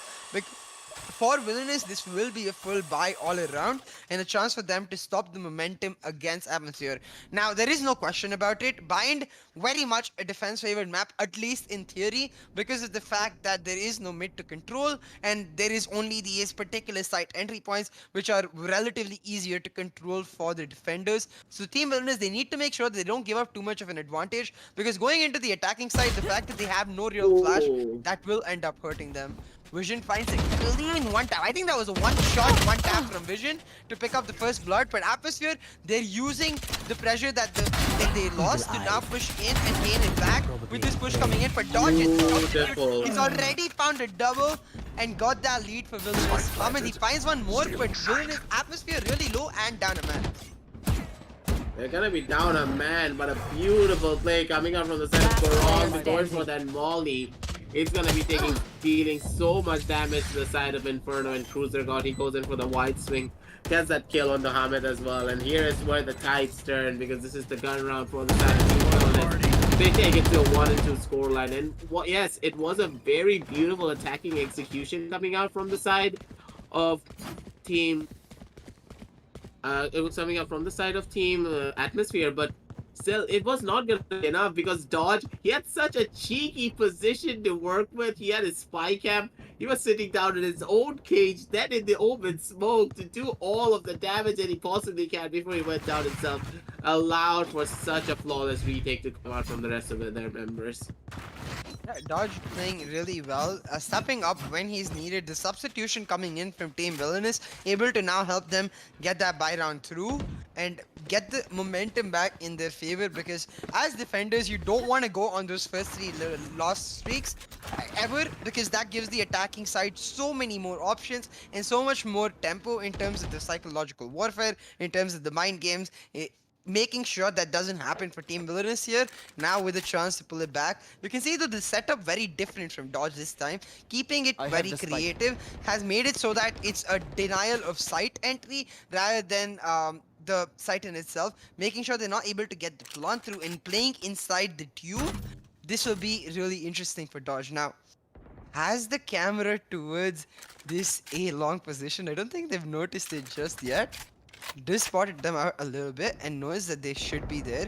You can see though, all of Atmosphere slowly inching towards this B long, with Hamid the sole person in hookah. This is going to be a B side commit. It's just a question of when the smokes come down. And with that CT smoke, and I'm expecting an elbow paranoia, in goes Atmosphere into B side. They're gonna be rushing on down in, but a beautiful cyber cage exactly coming up from inside. It's gonna be more than enough. Dodge gets one kill in, gets one from the sidelines as well, but gets answered immediately. It's gonna be Ahmed with a disgusting flick back on the Gorong after getting that kill on the Vision to clean him up, to take it to a 3 versus 2 scoreline, ladies and gentlemen. Moving forward, it's gonna be a Nexus leading the charge for his team, but will he be able to get his face off against his own clone? Because Bacon, he's one of the fastest shots that we have seen. He goes in for the spray and it just gets the kill, but Inferno answers back immediately with the trade from the sidelines, leaving Cruiser God down in this 1v2 scenario. He needs to try and spot out one of the gun barrels at the bare minimum, because this crossfire is going to be super dangerous, and Hamid goes in for the peek from the hookah angle, and he gets taken out. A beautiful play indeed coming out from the side of the attackers to take us to a 1-3 scoreline. That flick from Hamid towards the middle of the round. I think we're going to see it in the second loop of replays. First, let's just talk about the positioning for Dodger. It's so important to make sure that as a Cypher, you're continuously creative with your positioning. And this is what I'm talking about. Getting the first headshot onto Vision, and then immediately getting that flick onto Gorong to secure that double kill. Hamid with that pristine aim to help Atmosphere secure this third round for themselves and making sure that they have this advantage in the attacking half. We saw this case even in the first map where Atmosphere able to consolidate the attacking lead for themselves and then continue on defense, and it's a similar case here. Relic, wow, making sure he's able to look up on time, takes down Vision, and that's Atmosphere with the lead. 9 kills on Hamid and Atmosphere firing on all cylinders. I don't know if there is any stopping them. Bro, Relic is just playing game labs here. He's not even playing Valorant anymore. He's like, oh, I see target, I shoot. This is motion shot for him at this point. That's how good Relic is gonna be playing with NXS. He does find a tiny little gap in that cyber cage, but he's holding it for too long. NXS, he could have just died right there if anyone was there holding that angle. NXS does get spotted out by Bacon though, and he does get taken out. Cruiser God, he goes in for the flank from the TT side, but they know exactly where he is. Cruiser God, he's trying to survive for as long as he can. But in this 2 versus 5 scenario and Gorong, he doesn't really have a gun to work with. He's slowly making his way forward from the left-hand side. And if they were able to stick together, maybe at the bare minimum, they would have gotten 1 kill. But separated, I don't think they have much of a chance. And a 2v4 for Team Villainous. This is their eco round, so they need to make sure that they end up going down at the end of this round. Otherwise, they are going to get that minus 2,000 penalty. And on that note, you can see them pushing forward, looking for some picks for themselves. Instead, it'll be Hamid finding the kill onto Cruiser God and Gorong, last man standing here, trying to find some exit frags. We'll have to go for the peak sooner rather than later, because with nobody from Atmosphere coming here, Gorong will not be able to find Vision. Is not okay. Thank God. I thought he was gonna go for the save. Realizes in time that hey, I should not be going for that save. Runs himself into the explosion and does go down. That's the 4th round for Atmosphere. I honestly had a mini heart attack for a second when I thought Gorong was gonna save his pistol, because that would have been a disaster for Team Villainous. Things go wrong understood at the very end of it all, and just goes to showcase that not everyone is used to these changes. No one wants to die to the spike, and in this case, dying to the spike was actually a good thing. So Gorong, he really did not like, at least like he had the survival instinct, I would say, to go forward with that. But still, Atmosphere, they're at a 1-4 scoreline moving forward into this matchup. They have such a huge lead on their side when it comes to the attacking half. We have seen what they can do on the defensive half as well, so this is going to be really interesting, to say the very least, how Team Atmosphere are going to be solidifying their lead. Because as we know that Bind is one of those heavily defense-favored maps in comparison, but at the same time, we have not really seen NXS pull off the flashy plays that Bacon did when it came to a lot of these attacking rounds. So I'm really looking forward to see of how Team Villainous are going to be approaching it when it comes to the attacking half of Bind in comparison to the defense. Fire in the hole! Still 5v5 on the map, but Atmosphere, they're going for that A-side execute. The showstopper coming out for Bacon. He'll find that kill, want to go wrong, and now Bacon pushing through. But Inferno is burning up because of that molly hidden in the smoke. Does not go down though. The duelist able to now be those entry fraggers, take the side control for themselves, and also get a triple kill. That's Atmosphere with a 3-man advantage and an extremely clean and fast execute. Meaning, even though it's the buy round for Team Villainous, they're just left stranded. This is a situation where I might appreciate the saves for them, because this is where you can actually get something to save and take the penalty onto your chest. But Dodger, he steps up too aggressively, not going for the peak with his teammate, meaning that Dodge ends up going down. And Cruiser got now in a very bad situation with an operator, meaning he's gonna go down, and the eco for Team Villainous as well. Bacon with the 4K, that's how I want to see a showstopper round going down for the Rays. Bacon really stepping up after that map 1 performance from him, making sure that he's not as down in map 2. Bacon doing what he does best, just fragging out of his mind. We have seen moments of brilliance coming out from the side of Bacon, and we are seeing it in this map as well. He's holding strong for as long as he can, and he's getting the kills that he needs to with his pristine movement and his pristine aim. He's able to clear out a lot of these angles, and this is why Bind is one of the best maps when it comes to picking Raze as an agent. On the map of Bind, there are so many different angles that you can hold. Before, when we were talking in the map veto screen, at the very beginning, before we went into the very first map, we talked about how good Raze is when it comes to the map of Bind. Because she's just so important to utilize when it comes to those fast execute rushes, when it comes to those fast side angle clears. Other characters will take a long time to clear an angle, but Raze, you just throw one ability, you throw a second ability, and boom, boom, boom, 2 angles are just cleared immediately. You have so much value out of all of her abilities, it's just absolutely nuts. Yeah, having that extra utility to push into a site really important, especially when you don't have those flashes, and the execution of those utilities on point by Bacon being able to now make sure Atmosphere get that round. This round though, it's Hamid, the top fragger. He's gonna pick up the first kill, and Hamid with another. Hamid really stepping up here. I did mention, like, before this series started, for me it was about seeing how Hamid can perform under such pressure. If he can step up to what we've seen from players like Bones, who he is replacing, then it would be huge for Atmosphere. Hamid doing just that, already picked up a triple this round. Eco round for Team Villainous, but Atmosphere, they look unstoppable. 14-1 on the scoreboard for Hamid. This guy is on a whole nother level today, and it seems as though Team Villainous, they're feeling the pressure coming down from him. With the spike going down onto B, and Vision with just the Sheriff to work with. This is gonna be one of the tallest orders that this man has to face. He's gonna be going in for the peek, but a disgusting headshot onto Bacon as he goes in for the flick. He tries to go for the second one onto Crosshair, but Crosshair, he was just way too quick, had his Crosshair placement down to perfection to get that reverse kill and trade onto Hamid. Sorry, reverse kill and trade on the Vision to take him out. And that was another round on the board for the side of Atmosphere. Team Villainous, they're down 5 rounds on the board, and they're just going to be looking weaker and weaker as time goes by, because Team Villainous, they need to try and figure it out. They have the potential in them. They know what exactly to do, but it seems as though the confidence levels that we normally see from the side of Team Villainous, they're not as high as we are used to be. But just as I said, it's going to be Vision going in for the Eagle peak, getting that kill on the Bacon. Aggressive peak coming after Vision, able to make that operator impactful, get that first blood for his team. Now Team Villainous with this advantage, they need to make sure that they're able to secure this round, because otherwise it's really gonna hurt their eco. Hamid, he pushed into the vehicle angle, was able to pick up a kill, but Dodger immediately able to trade it back, meaning now Atmosphere is still a man down, and all of them spread out completely. It's going to be up to them to try and find this site to execute for themselves. The Orbital Strike is ready for Gorong, so if he does spot out an aggressive push, that Orbital Strike could just completely flip the script on any round, and now you can see all of Atmosphere grouping towards this B site, a double man stack in Hooker, and 1 man towards B long is the B push coming up for Atmosphere. The Omen ultimate does come out though. It's gonna be a backside ultimate as well as crosshairs onto Fury to disguise that Omen ultimate. It'll be Relic finding the kill on the pressure of that, and now Inferno with that from the shadows, able to surprise Vision. What a beautiful play from Atmosphere, using their ultimates in cohesion to get an advantage.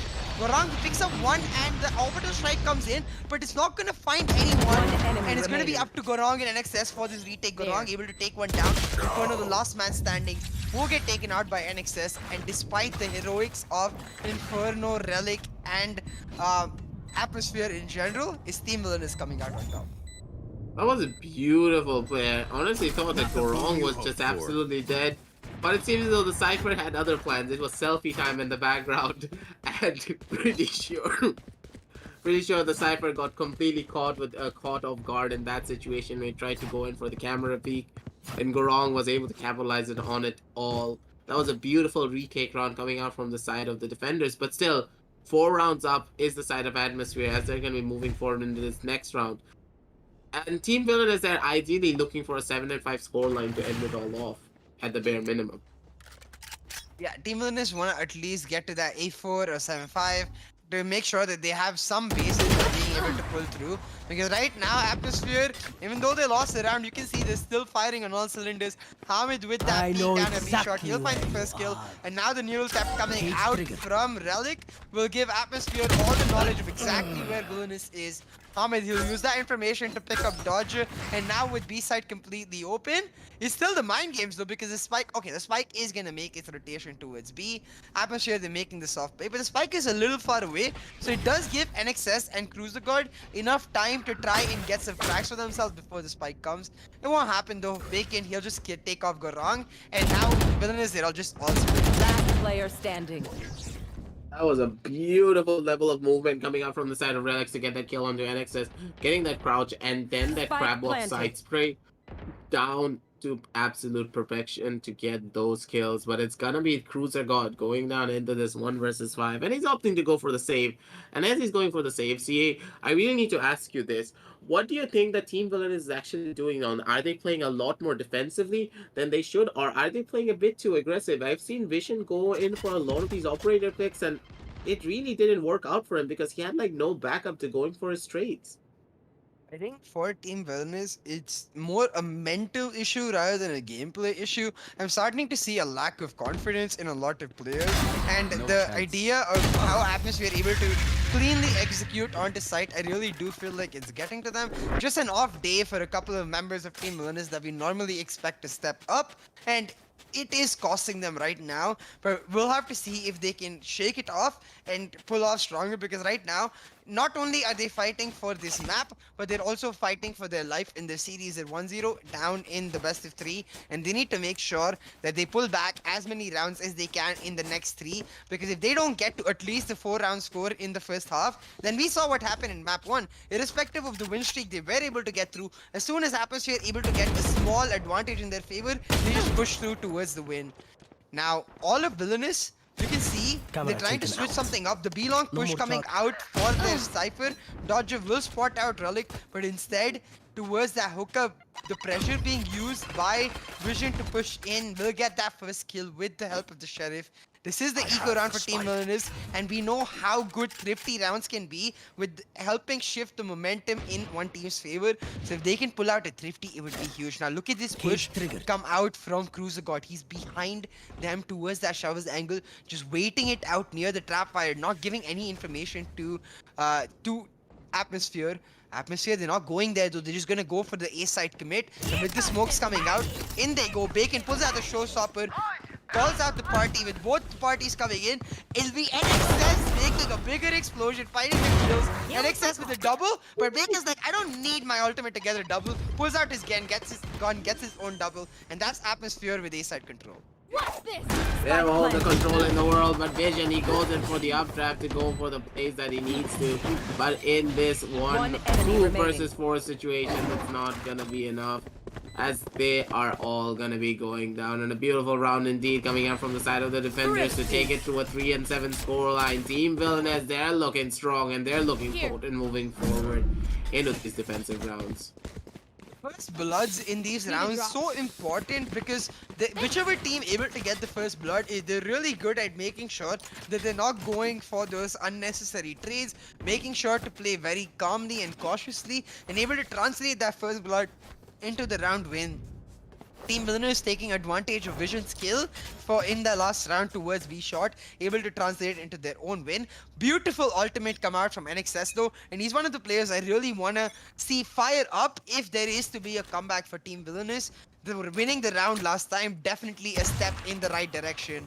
Now Vision and Dodger going for that double peek with the help of the with each other towards that B-long. Will take out the camera, but now we'll just step right back up, wait for the push to come out from Atmosphere. Vision, he has the operator to his name, but he's looking to peek with the Sheriff right there. Does not end up doing so because Bacon just backs right up.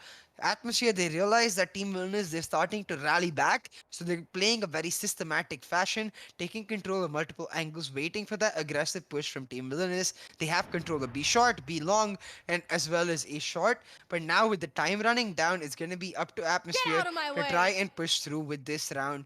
They are going for that B side rotate now, the spike making its way there, as well as the rest of Atmosphere.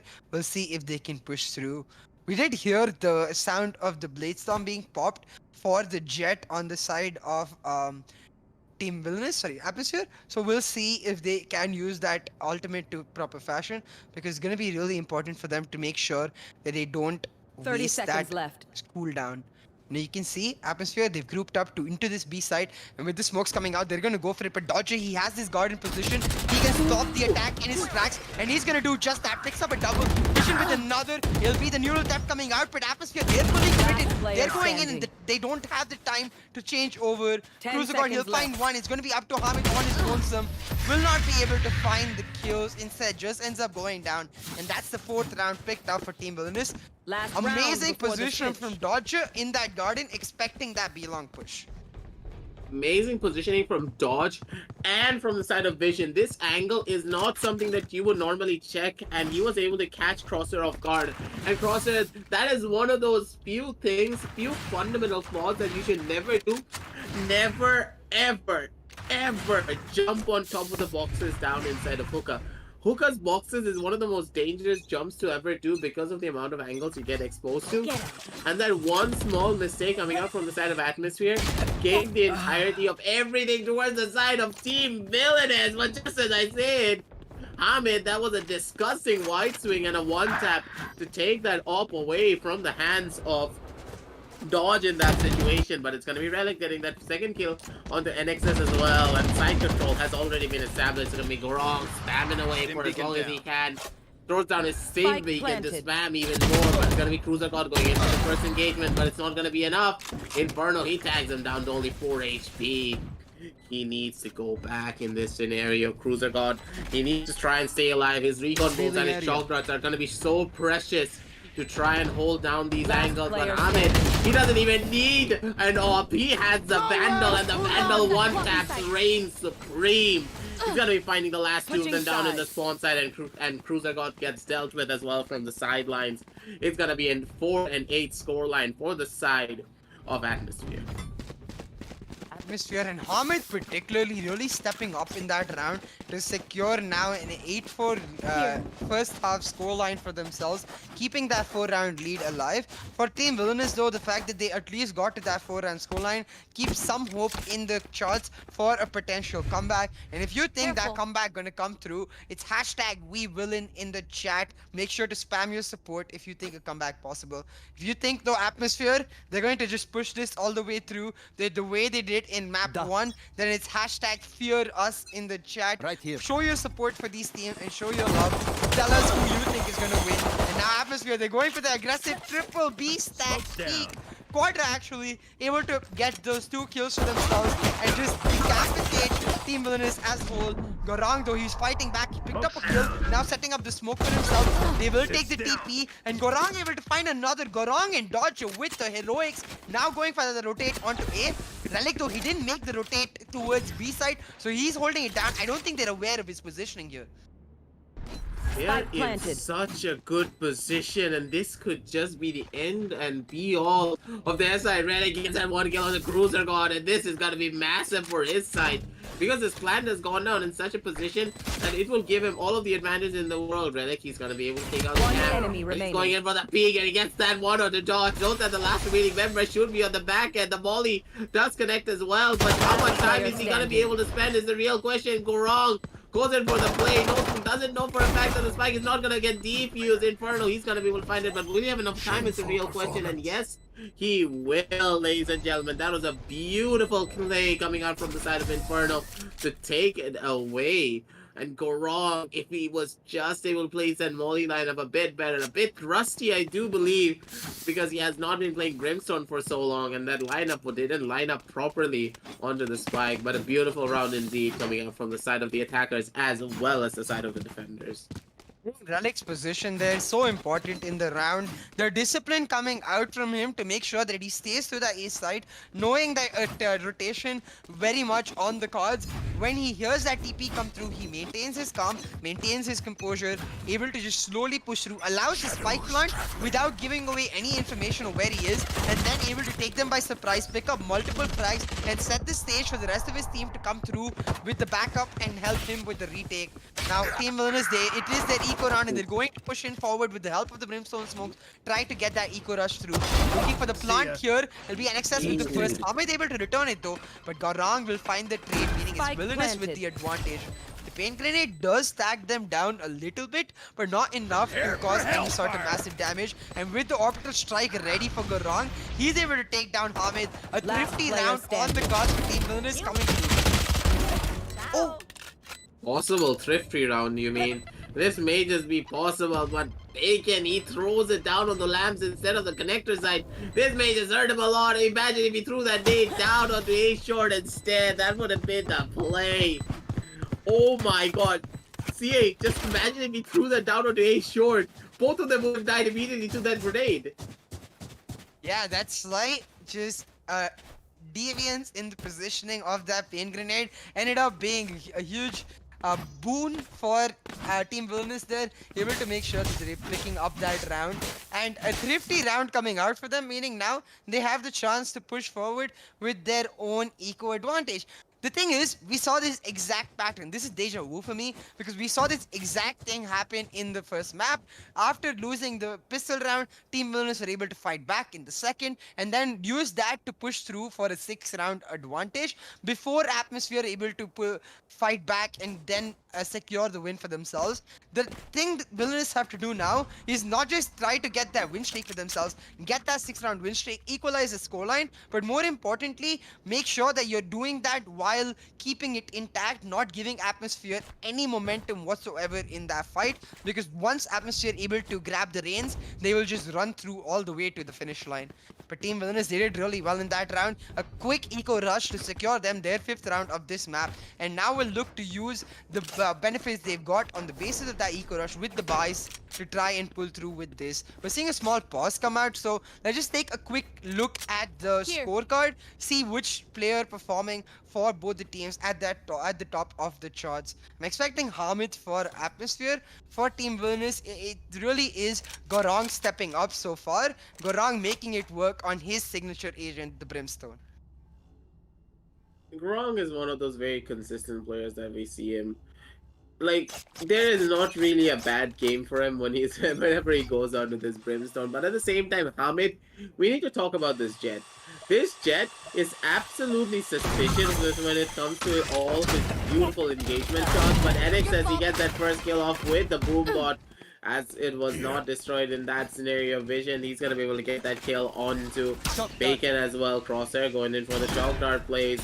Shock Dart does not land exactly where he wants to in that situation, but Gorong with the molly, he's got to be able to hold down the floor for just a little while longer. Crosshair cannot really push through the smoke. This smoke is absolutely dangerous. Cruiser God gets that one kill onto Hamid as well from the sidelines. Vision gets one on the Crosshair, and there is absolutely no damage being done to the entirety of Villainous, so not really a lot of economic damage as well for their side. Removed. Yeah, you can see though Team Villainous, they're pushing forward really aggressively. They want to hunt him down, and hunt him down they will. Will pick up Inferno, will also pick up that nice ghost skin for themselves and get them to that 6-round mark. Now 9-6 is the scoreline. This buy round gonna be so crucial for either of these teams. For if Atmosphere able to pick up this round, not only did they get double digits, but they stopped the tempo that Team Villainous have built up over the past few rounds. But if Team Villainous able to build this round, they get that extra round breathing room because Atmosphere forced onto the eco, and a chance for Team Villainous to reduce this score disparity to just 1 round. We'll have to see how they execute through this round because the crucialness of this round is going to factor into both teams. The Dodger, he went for the aggressive camera, did spot one out, and is now going to maintain his position in this dark cover, waiting for the recon drone to come through before he pushes in. But Hamid, he's looking for his own push. Dodger just stepping out, that Spidey sense tingling. Should know Hamid's position now with the cloud burst coming through, but Hamid and Crosshair, they're just gonna back up. They're gonna go back into side and wait for the push for Team Villainous. But Team Villainous, they have other plans. They're taking the TP, now going on to B side. Going into the potential hands of Relic. The mind game is on. The Team Villainous, they're making the rotate back to A, but Crosshair having taken Dodger down, the 3-man stack for Atmosphere still very much present in A. A presence is going to be one of the most important factors. It's going to be Vision getting the first kill off on Ahmed. He's going to be able to hold strong for just a little while longer. Spike is about to go down soon enough as well. But Vision, he gets a reverse kill on the crosshair. But Inferno answers back with his own trade, taking it down to a 2 versus 3 situation. It's going to be Annexes slowly creeping his way down towards the green box side. He doesn't know that one person is going to be on the heaven side. He gets tagged down to 77 HP. He's looking to see what he can do. But Inferno with a spray down. He gets that first headshot on the Nexus and another spray onto the Sova to take him out. And that was a beautiful round indeed coming out from the side of the defenders to take us to a 6-10 scoreline. The buy round going through for Atmosphere. Beautiful play from Crosshair, especially not getting baited out by the TP push, able to make sure he wins that shovel duel and maintains their position, the team's position down at A. Even though Team Villainous tried to get the mind games through, they take the BTP and come back to A. Relic's just like, guys, I have my trapper set up, I have my camera set up, I don't see anybody in B, you guys don't have to rotate whatsoever. And that synergy between Atmosphere, that discipline for Atmosphere coming up huge for them to now pick up double digits for themselves. We'll have to see if they can push through with the win here, because their tempo definitely has been stopped for Team Villainous. Now, with this next round, Team Villainous, they will be able to afford the buys, but the buys will not be whole as a team. A couple of members should be forced onto a lesser gun or a light shield, and that round will be so Team Villainous are going for the aggressive push. The Vision and Nexus finding a kill each. Cruiser Guard able to get one more with his Hunter's Fury. Atmosphere trying to hold on to. They were able to get the trades, and now it's 2v3 on the map as Atmosphere look to fight for the retake. The plant trying to go through Cruiser Guard, but by Hamid. Not able to get the kill though, he just gets some damage. It'll be Dodger and Garang securing that round for Team Villainous. Yes, hurt a lot. I honestly believe that Hamid, he had all of those kills ready, but the Bulldog did fail him in that situation. He was not able to hit the headshots and they were able to dodge him out. And just because they had the better guns for the side of Dodge himself, dodge him out and dodge. My god, I just did a pun by accident. But that did happen. And because of that better gun, they were able to take it away. Hamid, he did a beautiful plank, but the execution was not that perfect. And yes, of course, this is going to be forcing down the side of the defense into an eco round. But still, it's not going to be the end of the world because they're going to be pushing down towards this A side and pushing down towards B long to hold off any sort of these hyper-aggressive pushes that they're going to be pulling through. And this is the type of thing that you should do when it comes to the map of Bind. Waiting for enemies to come to you. It's not going to be helpful as Dodge. He goes in for the peek, and that's probably going to be hurting a lot. Immediately Vision jumps down, he gets that kill on the crosshair, who's tapping away with the Sheriff, but it's not gonna be enough. A lot of noise is being made though, and this may just be dangerous as the plays are happening. Vision, he gets that kill on the Hamid, and backup's already arrived. Dodge gets that last kill on the Inferno, and a flawless round for the side of the attackers, moving to an 8-10 scoreline. Dodge taking matters into his own hands, started working as the entry fragger Cypher there, using his camera to a beautiful fashion, picking up that double kill for himself to allow his team entry into the site, and now get this 8-round scoreline for themselves.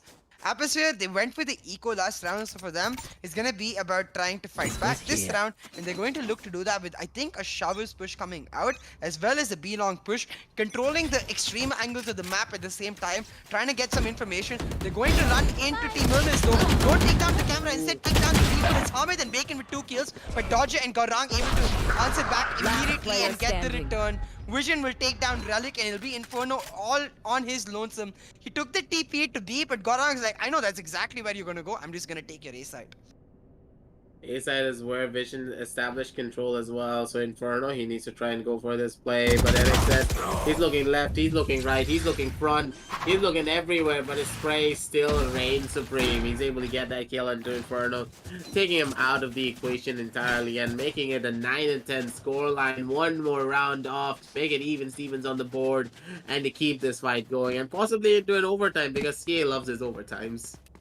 Yeah, I would love to see an overtime, especially considering how high stakes this matchup is between both of the teams. They're fighting for their lives in this tournament. Team Villain is fighting back in this map.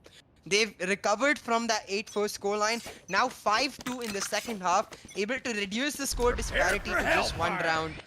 It's gonna be up to Atmosphere. They have the equal. They can pull out a triple. Just get that damage in. It would be humongous. And starting it off in a brilliant fashion, it is Relic getting the opening kill. The Boombox will tag out Hamid though, and he's just gonna try to be the suicide bomb for himself. Will end up taking down Dodger, and that'll be the advantage for Team Villainous. Atmosphere, they're able to get a trade with Vision and Gorong. Vision going down and Gorong getting the return, and Vacant picking up the gun. The 2v3 retake might just be possible, but Team Villainous, they have the better weaponry, and they have the better... Oh! I think better weaponry doesn't even matter if your name is Inferno and you have a Sheriff in your hand. NXS has taught us that, and now Inferno has taught us that. The Sheriff is just absolutely better than the Vandal in every single scenario. It just happens. But Gorong is like, yeah, the Vandal's good as well at the same time if you want to go in for those spray battles. But a good round indeed coming out from the side of the attackers. They were able to take side control, establish it properly, and hold down for as long as they can, not leaving an inch for the defenders to wiggle around in. A beautiful round indeed coming out from their side. But Team Villainous, they need to start stepping up their game now. This is where they want to go back into the lead. They are now at a 10-10 scoreline. And Team Atmosphere, they're probably going to be pulling out the big strats from their strat book, because this is where the real crunch time begins, ladies and gentlemen. Crossroads for both of these teams. 10-10 on the scoreline, and the buys ready. The operator coming out from Hamid. He needs to make that impact in this map, and he's going to look to do that with this hookah angle. Will not get spotted out by the boombot, but will get taken, flushed out by the grenade and taken down by Vision. That's NXS now going in with the showstopper. Will not find anybody, but will create enough pressure for his team to take control of the side. Relic just relegated to his elbow, denied entry into the side by the Molly, and now it's going to be up to Atmosphere to try and play for the retake. The Hunter's Fury coming out for Crosshair, and beautiful jump shots to make sure that he's able to get on level with the site, but will not find any tags, meaning it's Team Villainous with the advantage, Team Villainous with the side control. They're holding down the side for as hard as they can, but Cruiser God, he's going to be the first one to get that kill. It's going to be Inferno going in from the sidelines. Crosshair takes one onto NXS. Bacon gets it back onto Vision, but leaving only Bacon down in this 1 versus 3 scenario. He gets spotted out by the Recon Bolt as well, and Dodge. He comes in from inside of the box, pulls out his trusty Sheriff, and goes bang, bang, bang, straight through the wall. Breaking down the wall as if the FBI is going to be coming in and sending Bacon back into jail. It's going to be for the first time that Team Villainous have taken the lead on an 11-10 scoreline on the map of Bind. What a strong pushback from Team Villainous on this attacking side. They've gone from 8-4 down to now 11-10 up, basically securing that 7-2 scoreline in this second half. Atmosphere not able to find their momentum or falling short here, but they do have the buys with Hamid, the sole member, not getting the guns, instead going to play on the base of this Blade Storm. We'll have to see if he can make that difference, because so far he has been the X factor for Atmosphere when they were winning rounds. Now Team Villainous, they're making a bunch of noise at B. The pain grenade thrown as well, but all these, they're just mind games. The slow shift walk rotate towards A coming out for Team Villainous, but Hamid and Inferno, they're going to maintain their position and wait out the pushes. You can see, even in the minimap, for Team Villainous, Bacon realizing that something is fishy, comes back into A, but Team Villainous with the mind games, once again, making their way back to B. They know they have time on their hands, so they're trying to drag out the clock as much as possible, allow Atmosphere to make the mistakes that they can take advantage of. The amount of mistakes that you can take the advantage of may just be a little bit too small, as Relexis gets the first one. He doesn't break the recon bolt, and they just hurt him in this situation, but Relexis holding strong. This Cypher is being absolutely incredible. He's looking for another kill, but Dodge, he's going to be way too quick. Cruiser God answers back with his own onto Hamid. He's going to be able to take him down. It's going to be Bacon. Going on the back side, he goes in for the peak. The spray does not connect just yet. The NXS headshot rings true instead, leaving Inferno once again in this 1 versus 3 scenario.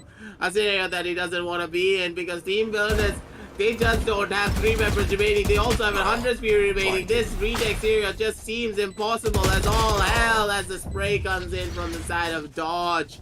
to take him out. An Inferno. He's not going to be able to find anything, and this is going to be match point for the side of Team Villainous. They went from such a humiliating defeat, I would say, on the map 1, now coming back in map 2 on a 12-10 scoreline. They're looking to close it all out. Our Team Atmosphere, a fire needs to be lit under them to take us back into overtime. Yes, the eco really gonna be hurting for Atmosphere. Here you can see on the scorecard 3 light shields coming through, a Guardian even, and a Spectre, meaning that the advantage is still very much in the favor of Team Villainous. And with a 5-man stack towards this A side, that's where they're going to look to make their stand. Inferno, though, he'll pick up the first blood. Gorong able to instantly answer back onto Hamid, meaning that it's 4v4 on the map. And now with all of Villainous group towards this A side, that's where they will look for the execute. If they can just get a plant through, they have the Hunter's Fury ready to play for the post plant, so that would be humongous. And Gorong with only 2 points away from his own ultimate, meaning if the operative strike can get ready, that would be humongous as well. But Bacon with the showers push, he'll find a kill onto Cruiser God. And now it's Atmosphere with the advantage, looking to push us to overtime. But the TP coming out for Atmosphere, sorry, for Team Villainous. Relic able to stop them in their tracks, though playing in the B-shot positioning. Will spot out the spike carrier and basically all but secure this 11th round for Atmosphere. Those shots were absolutely disgusting coming out from the side of Relics and Dog. He's probably going to get caught off guard as well. Those were the last round members are going to be at. And they're going to be jiggling out left, right, and center in these corners. And Relics, him with that Guardian is just so dangerous to boot. We got to see these shots again coming out from him. Him getting that double kill was just so important for all of these plays to happen.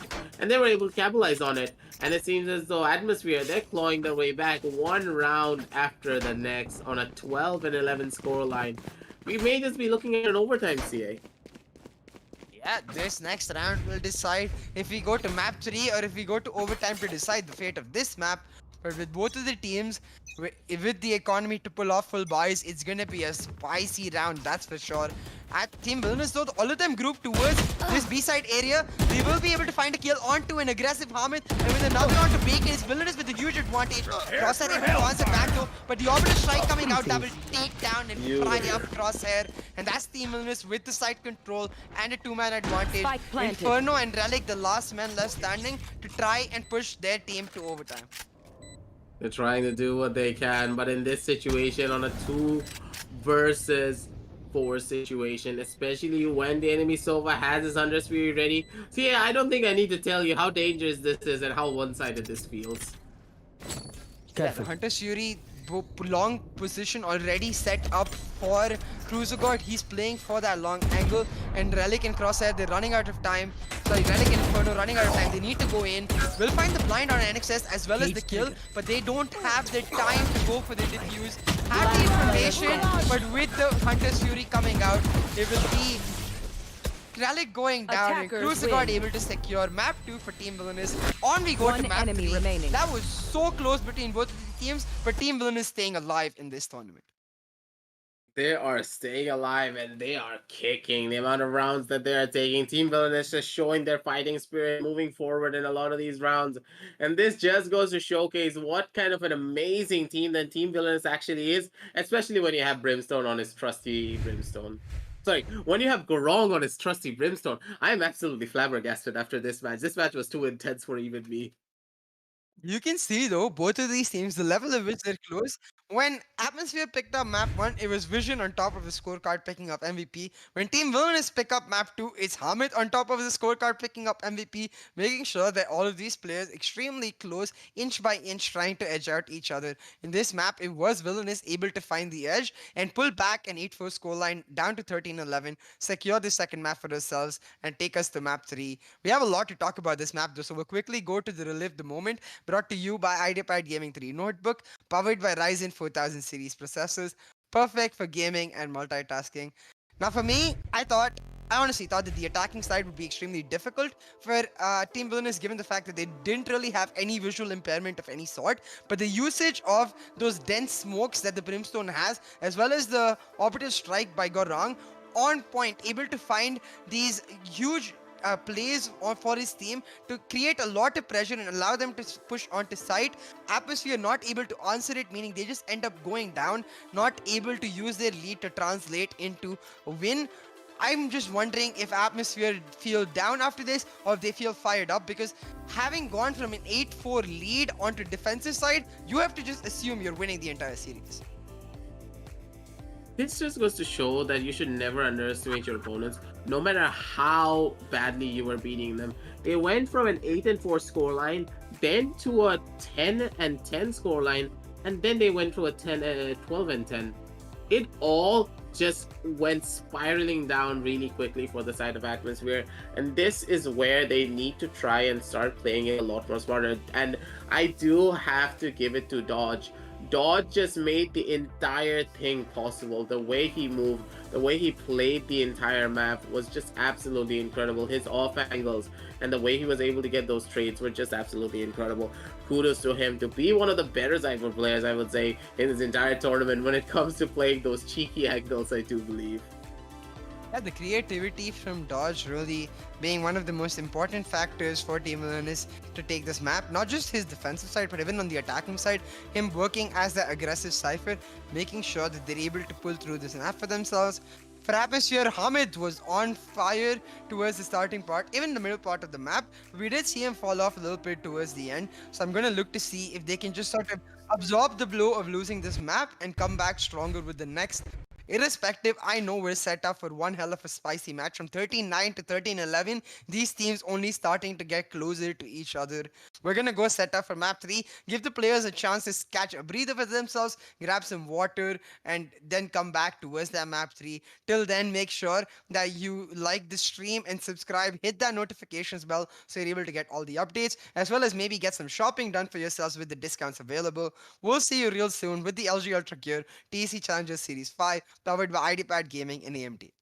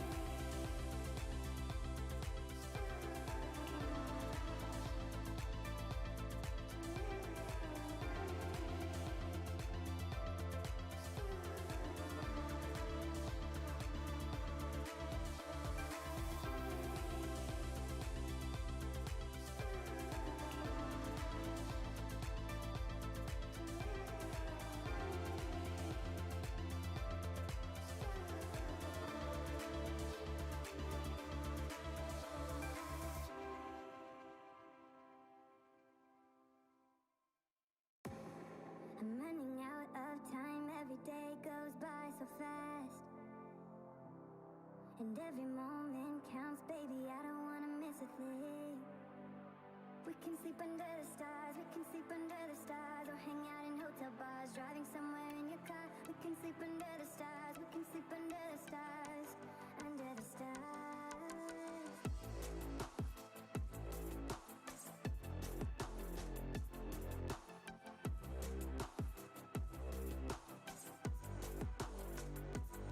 Baby, while we're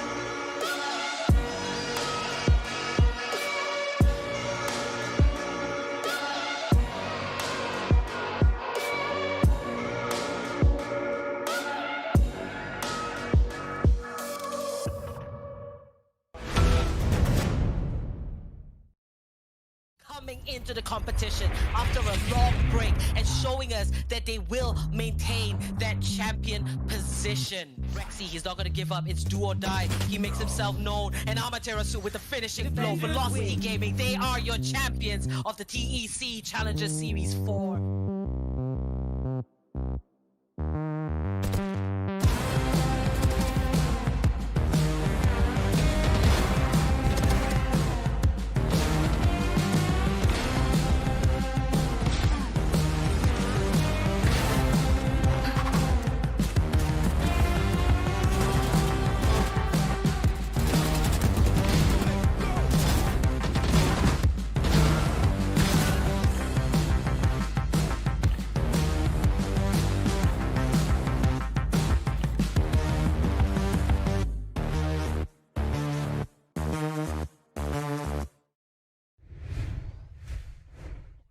Welcome back, ladies and gentlemen, to the LG Ultra Gear TEC Challenger Series 5, powered by Ideapad Gaming and AMD, with AFK Gaming as our media partner. We're back for Map 3, the deciding map between Team Villainous and Atmosphere. The Atmosphere, they were able to take Ascent 13-9 and Villainous with 13-11. Let's just take a quick look at what we have in store for Map 3 with the map screen. Now, coming into this Map 3, the morale for both of the teams is definitely going to be an interesting question, because coming onto Haven, it's very important that you start off strong. Even though we've seen a lot of comebacks in Haven, for both of these teams, in this third map where the stamina definitely being put to the test, and I'm curious to see which team has the better stamina, the better mental fortitude. Haven is one of those few maps that I would say where the stamina matters the most because of the amount of brain power you have to use when it comes to this map. You constantly need to make a lot of rotations, but the most interesting pick, I think you already saw it, it's Crosshair actually going on to the Duelist and Bacon going on to the Sova. This is going to be really interesting to say the very least, because the attacking composition from the side of Team Villainous, they're going for the similar composition once again. NXS on the Raze, Vision on the Jet, and the casual composition. But it seems as though to take that one-off edge, to get that better understanding of this map, to utilize this map even further, we're seeing a much more different composition coming out from the side of the enemy team. Yeah, for Atmosphere, they're bringing us a new show. Hamid, he's going to be moving on to the Raze. And the fact that they have both the Raze and the Phoenix, something I really like, because you get that double utility, but they will be missing that operator holder, the general operator holder in Jet. So I'm excited to see how they circumvent that. For Team Villainous, exact same composition though. I will say though, in Ascent and Bind, it's much easier to get around the fact that you don't really have a flash. On Haven, it's one of the hardest things to do.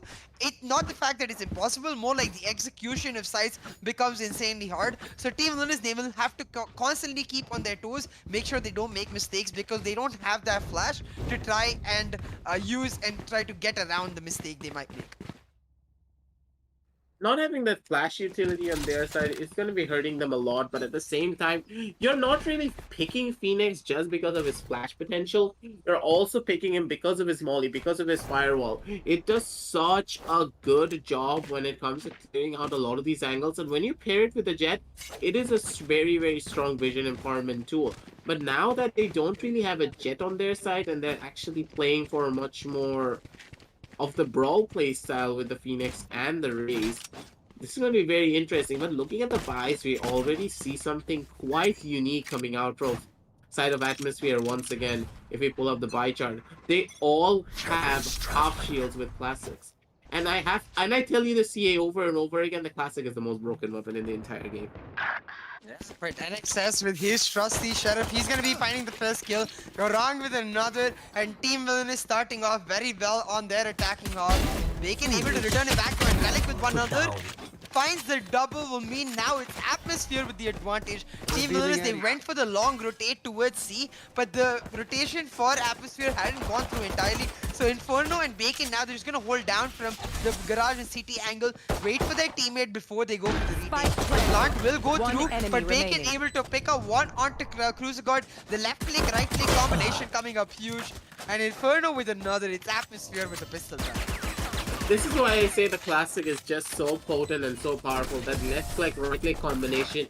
You can just right click someone in the body and then immediately left click to deal that 100 damage burst. That is just absolutely incredible. And if you just get a headshot, that's just even more damage to your name. All these factors coming into play when you're facing a lot of these ghosts in these close range skirmish type duels. And here is where the gun shines at its brightest. And Team Atmosphere, they're able to utilize it down to perfection in every single one of these rounds. But now is where the anti-eco round is going to be coming through. An Atmosphere, they're looking to close this gap just a little bit more, taking it to a 2-0, hopefully moving into this one. Atmosphere, they are on the defensive side, so every round they can get in their advantage is a bonus for them. But the attacking side really is where we expect teams to excel on this map. Now, Team VILLAINOUS is going for that eco rush, the recon hold, giving them so much information, but it's still Relic using the cypher cages to his advantage, picking up first blood. Go wrong with another, but Hamid hiding in the cubby, able to pick up a triple, and the anti-eco so far going brilliantly for Atmosphere. It went brilliantly indeed, and Hamid setting up a beautiful crossfire with his fellow teammate. Were able to hold strong in that scenario, and Cruiser God, he's going to be the last remaining member as he's slowly creeping his way down into the B main area with the bomb, but he's going to get domed twice straight to the head immediately by the side of Bacon to take him out, and that was a beautiful round indeed coming out from the side of the defenders. But here is where it's gonna start mattering the most. CA, it's gonna be the buy rounds coming out from the side of Team Atmosphere. So let us see. Sorry, for the side of Team VILLAINOUS. Sorry. So let us see what they exactly do. First of all, CA, there's only one person who's gonna be able to upgrade to a new gun. That is only gonna be Crosshair. Yeah, Crosshair, the solo person who goes down, he's gonna be the only one upgrading to a new gun, which is a really good thing for Atmosphere because for them, this is basically a free round, and they can go for the full buy round next round. And now Crosshair pushing in aggressively with the Molly flash combo. Does end up going down through the spam for Gorong though, but Hamid was able to pick up first blood, meaning now it's 4v4 on the map.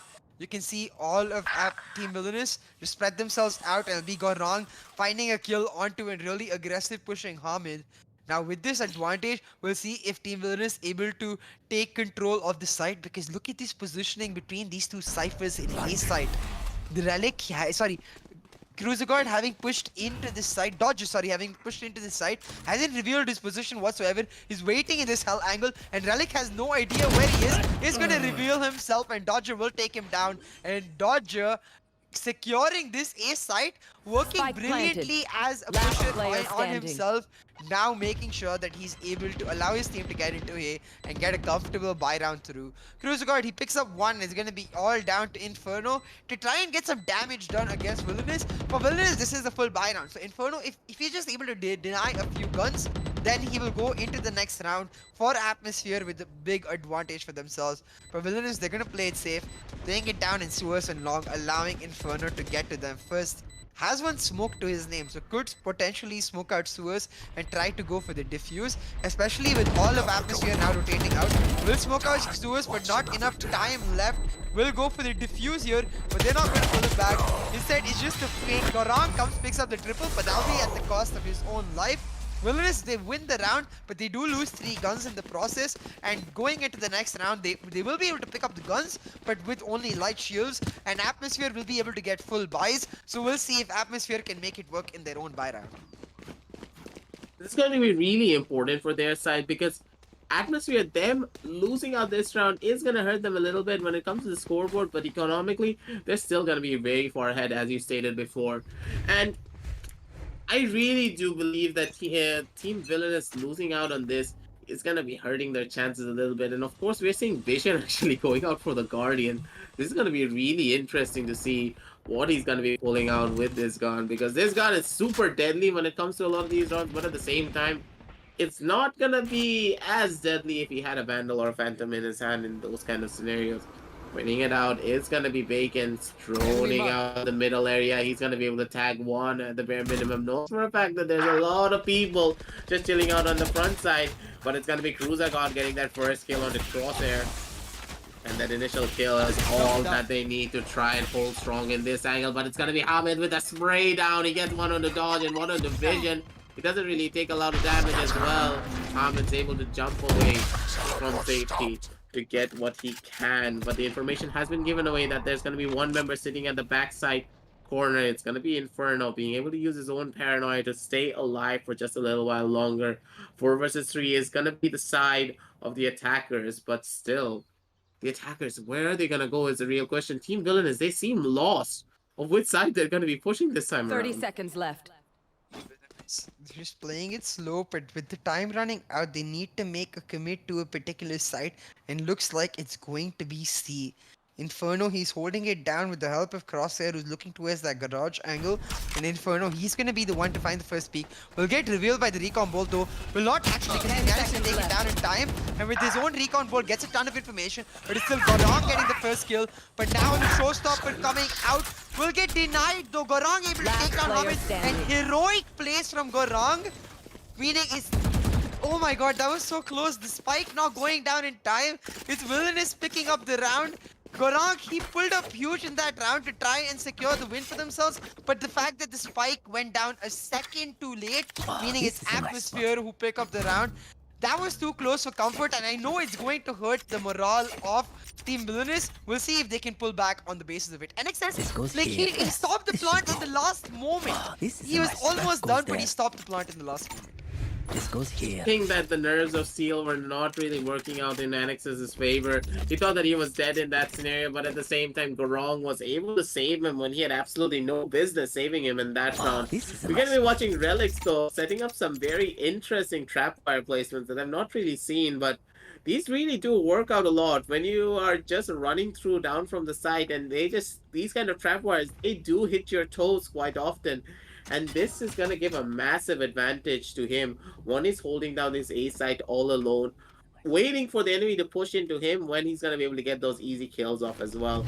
Beautiful placements coming out from the side of Relic. And it seems as though the entirety of Atmosphere, they do have a lot of the sites under cover, and they do have everything under control. But it's going to be Crosshair going in for a play, but that nade is going to be stopping him out immediately. And it's going to be a heavy mid presence coming out from the side of Team Villainous. Enemy tag.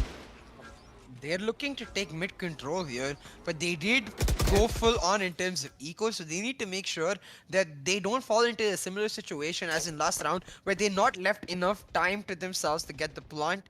With this mid control, the Sova drone going towards B, they get the information of Hamid's positioning, but using that, they're just going to look towards the A site instead. Now, as you said, for Relic, the creativity in his position might just come out clutch for them this round. We'll have to see, because with the way Villainous is inching, I think A site push very likely. But on the other side, you can see Crosshair, he's pushed in through C long, is waiting around the trapfire for Team Villainous to make a wrong move. But Villainous, they're going to just ignore both A and C, instead going for a very unexpected B side push. But with both Inferno and Hamid waiting here, this might just end up costing them. Varane will take the boom bot to the face and will get the plant off, but will not be able to shout its step off in time. Relic instead takes him down, and now Atmosphere with the man advantage. They already have side control, it's just a matter of getting the defuse through. They have the side control in their side, but this is one of the hardest sides to defuse it because of the amount of smoke breakthroughs you can go through with that smoke. But still, the defenders, they're able to hold strong, and I can hear only gunshots coming out through my ears. One from the right, one from the left, one from the top, one from the bottom, one from every single angle possible in this entire dimension. But still, the defenders were able to defuse the spike at the very last second because of the smoke coming out from their side. And here is where the main issue was, CA. Whenever you're pulling off a B execute like this, you always, and I mean always, need to give the spike to the Jet so that she can go for the flank. She can use her own smokes to go in for the flank and then immediately dash out instead of having to use a wind-up time instead, allowing for a lot of these plays to happen. But a beautiful play coming up from the side of Vision to get that first kill off the Crosshair. He had something else set up for himself. The dash in coming through from the side of Vision, but Crosshair, he's gonna be able to take him out before he goes down, making it even Stevens a little bit more for the body count for their side. But Gorong, he's gonna be actually making it even Stevens. But Hamid, his positioning is absolutely beautiful, utilizing the smoke that was given by Gorong down to perfection, and he's gonna be able to find those 2 kills. And I have to give it a Crosshair Crosshair, this positioning was absolutely insane, and your aim, absolutely pristine. I mean, the two duelists really coming out firing in that round to help Atmosphere get to that 5-round mark for themselves. And Hamid especially, with this lurking in the shadows, in a smoke that Garang, his opponent, set up. Hamid playing really smart, expecting that push, and that plant from Team Villainous able to take them down.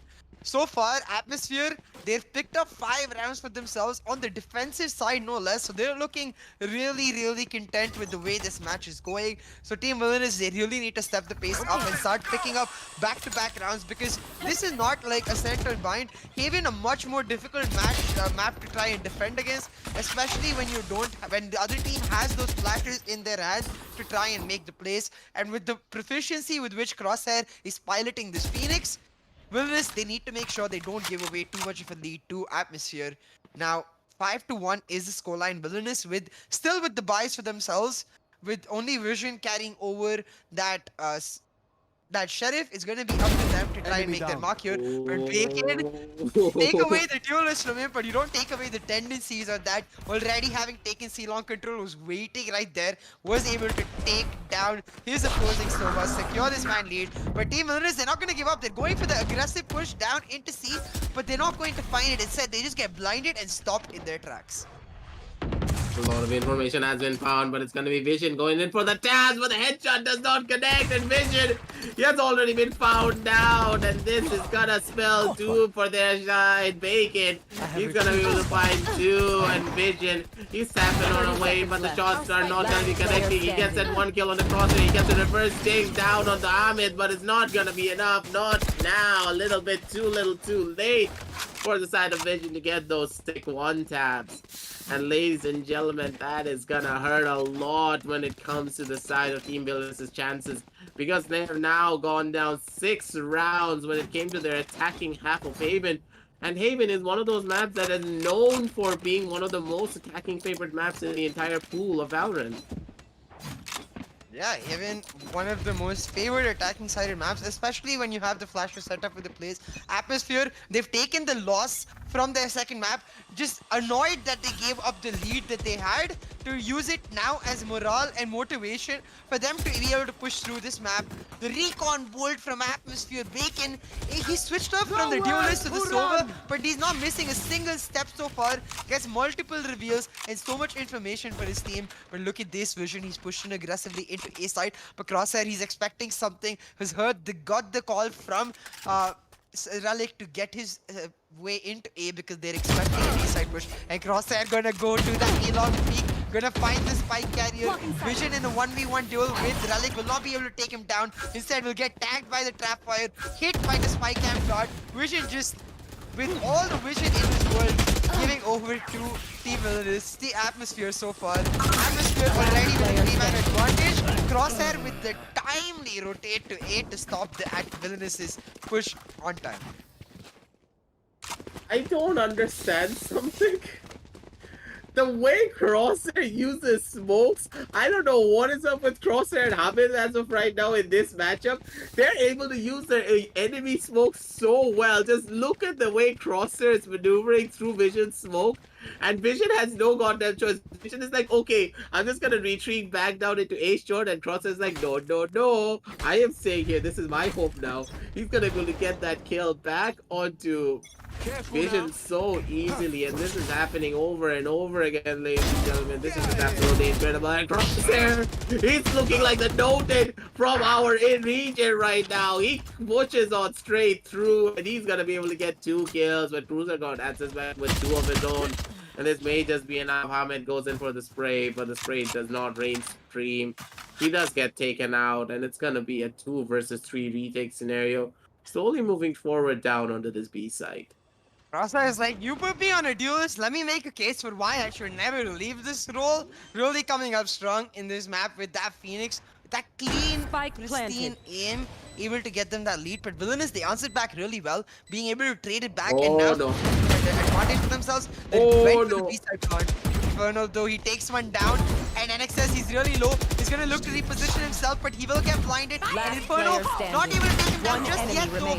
Will find it, but Vision on that off angle, playing on top of the boxes down in B side, able to find the double and secure the second round for Team Villainous in this map. The amount of dodges that came out in this one matchup was absolutely insane.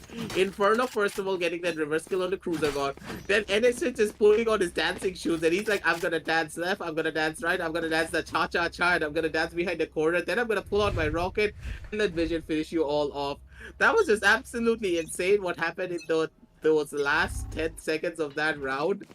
Just goes to showcase that none of these teams are giving up anything, and they're like, we're gonna pull off the most unorthodox strategies that you've ever seen in the entire life, but we're still gonna be doing what we do best.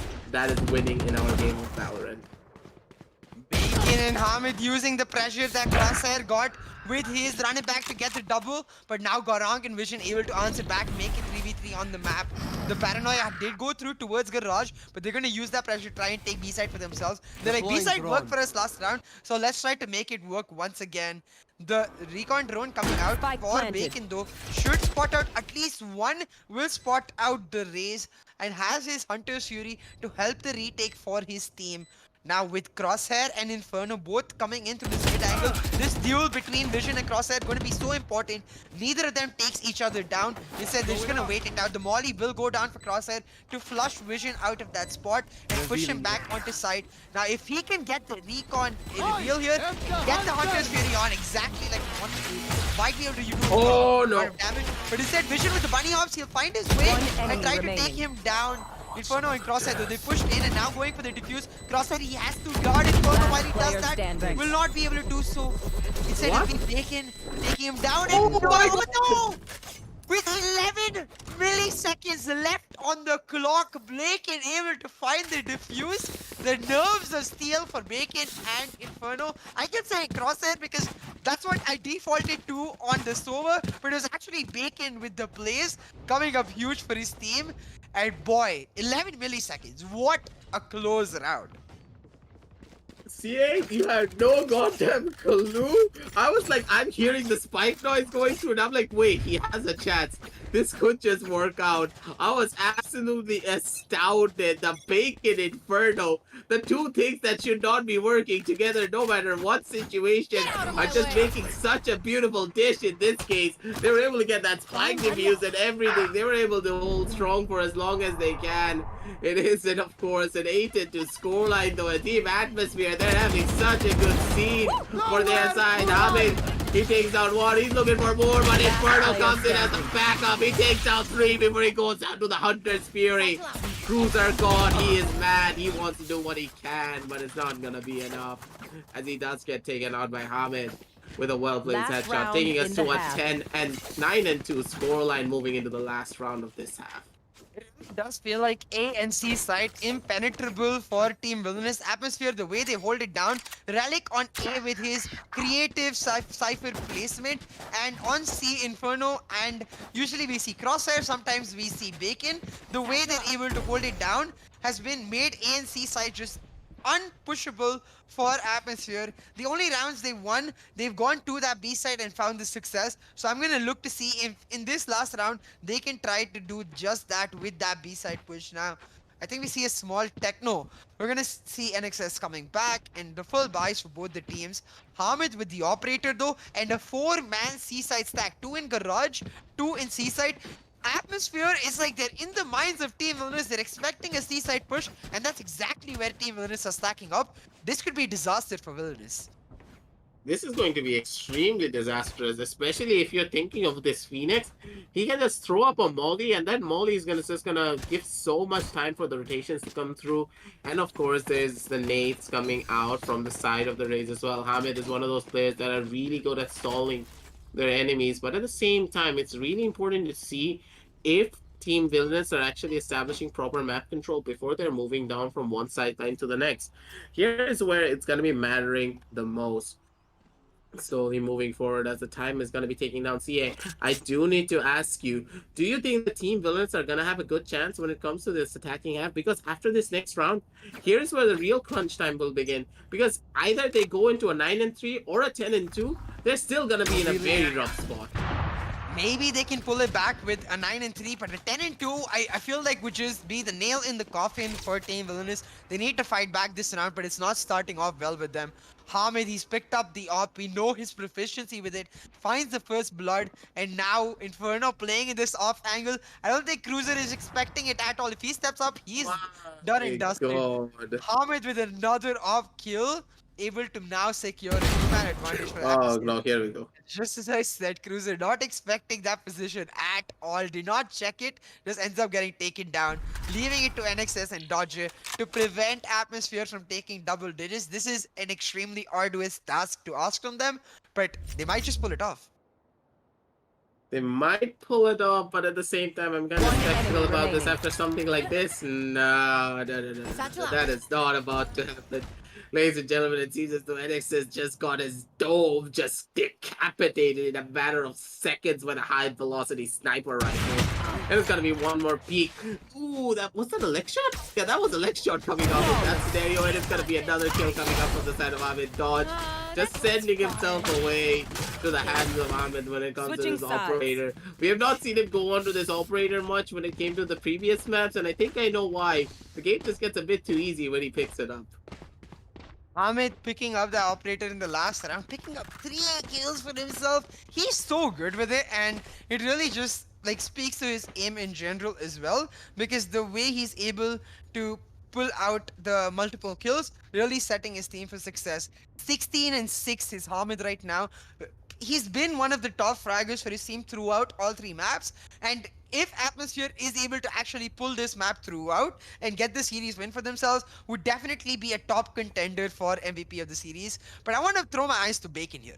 9-6-9. 9 assists and 9 kills. Bacon switching from that duelist role onto this Sova, making sure that he's just as good in it, and really speaking volumes about the versatility and the diversity that this team has to show us. Atmosphere coming out in map 3 really strong, using devastating force to deny Team Villainous any hope of a potential reverse sweep. For Villainous though, I really want to see NXS step up. We haven't seen him be as impactful as he normally is, and it really is hurting the team right now. And if there is any scope of a comeback, it has to come off the back of NXS stepping up.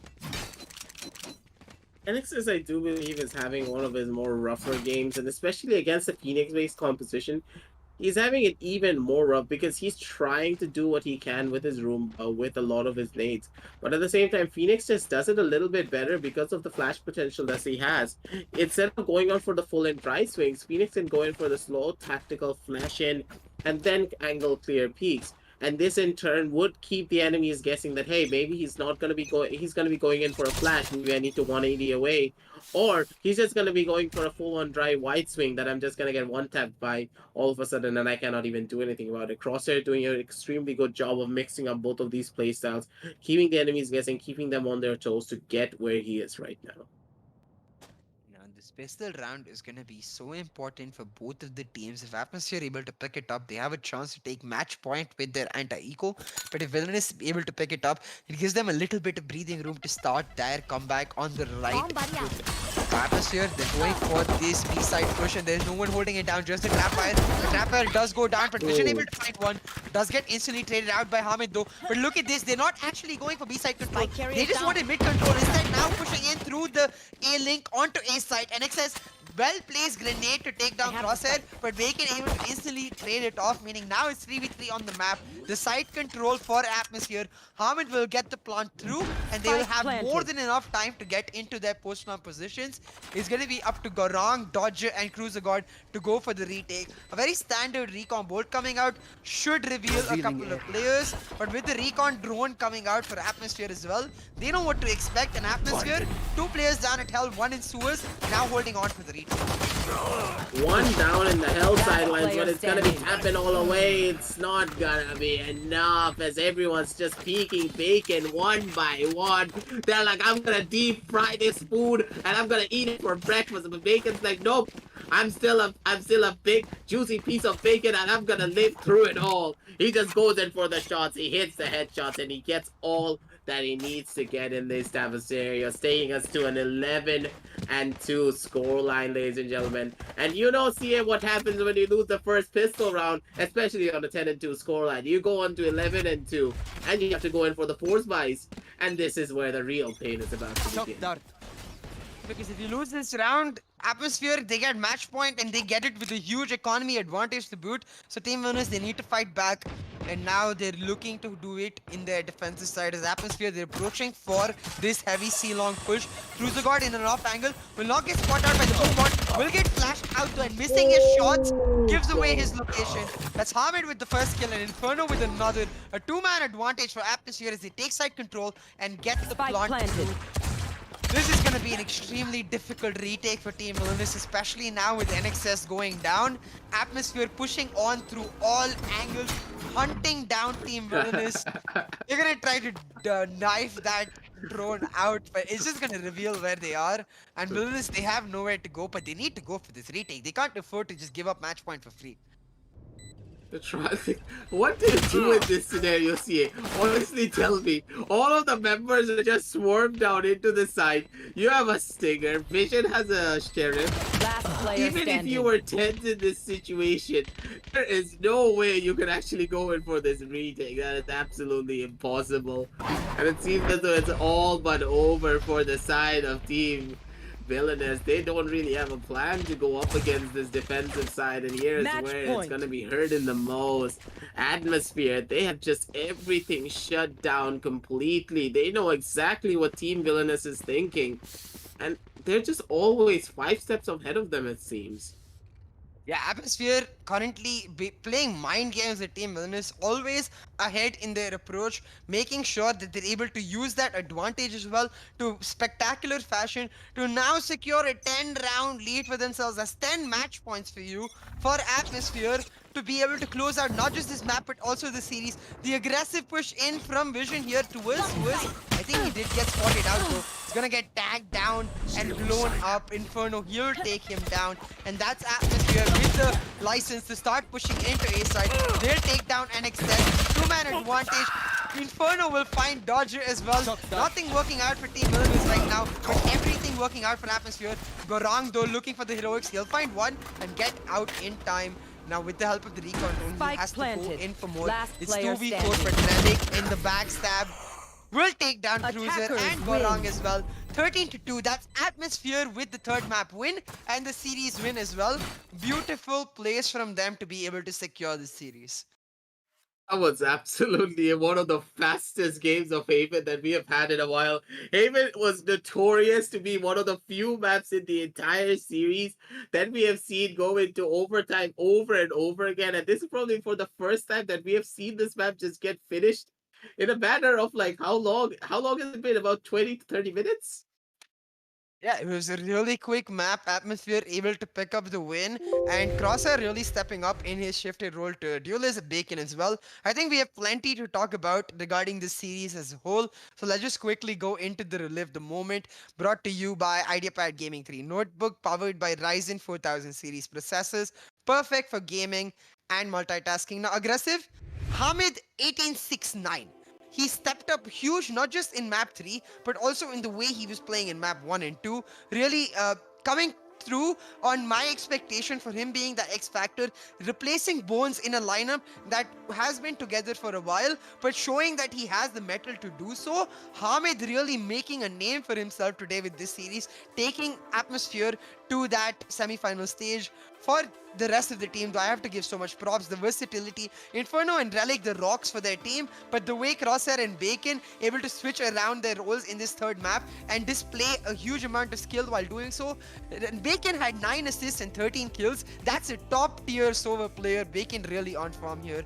For Villainous, this is the end of the journey, but props given to them for a 3-map series. They did brilliantly to pull back map 2 and almost pull back map 1 as well. Fell a bit short in map 3, but hey, they're a team that we've seen consistently, and we know one thing about them is that in the long term, they never give up. So I'm sure we'll see them back and stronger than ever really soon. I do believe that the main issue that Villainous had was because of their lack of confidence. It seems as though after that first game, they just absolutely lost their confidence. And that is what hurt them the most in a lot of these matchups. They are a team that I absolutely adore when it comes to their hard work and dedication when it comes to this game. And they have the potential to be one of the best teams in their entire region if they actually work hard for it. But it seems as though these small issues, being the confidence factors, is what's mainly holding them back. Just refining their strategy, just working together as a team a bit more. It seems as though they make a lot of the strategies on the fly instead of actually practicing them. And here is where it's hurting them a lot in a lot of these scenarios. Yes, the experience is here. Yes, they have a lot of it, but they're not really practicing it. They're getting rusty at times, and that's what's causing a lot of this to happen. It was a lot in a lot of the scenarios. We saw it on the map of Bind, we saw it in the map of Ascent, that they could have just done it a bit better, and hopefully Team Villainous, they're going to be coming back stronger in the following tournaments. Yeah, they did put up a good showing. Garang especially, props given to him for the consistent gameplay. But for now, it will be Atmosphere moving on to the next stage, and that will also mean the end of action for us today with our streams. It was a really intense set of actions, but believe it or not, it's only ramping up. Tomorrow we have the upper bracket semi-finals, and it's going to be the top 4 currently in the tournament fighting it out against each other. I'm sure that's set to be a banger. So to make sure you're able to get there on time, follow us on our social media to get the schedules, and subscribe and hit the notification bell to get the stream notifications when the stream does go up. Make sure you also check out the links in the description below for some amazing discounts for yourself. But that's all from us here today. I'm CA. I was joined with Aggressive on the mic, and we'll be back with you with the LG Ultragear TEC Challenger Series 5 powered by Ideapad Gaming and AMD really soon. Take care. Good night.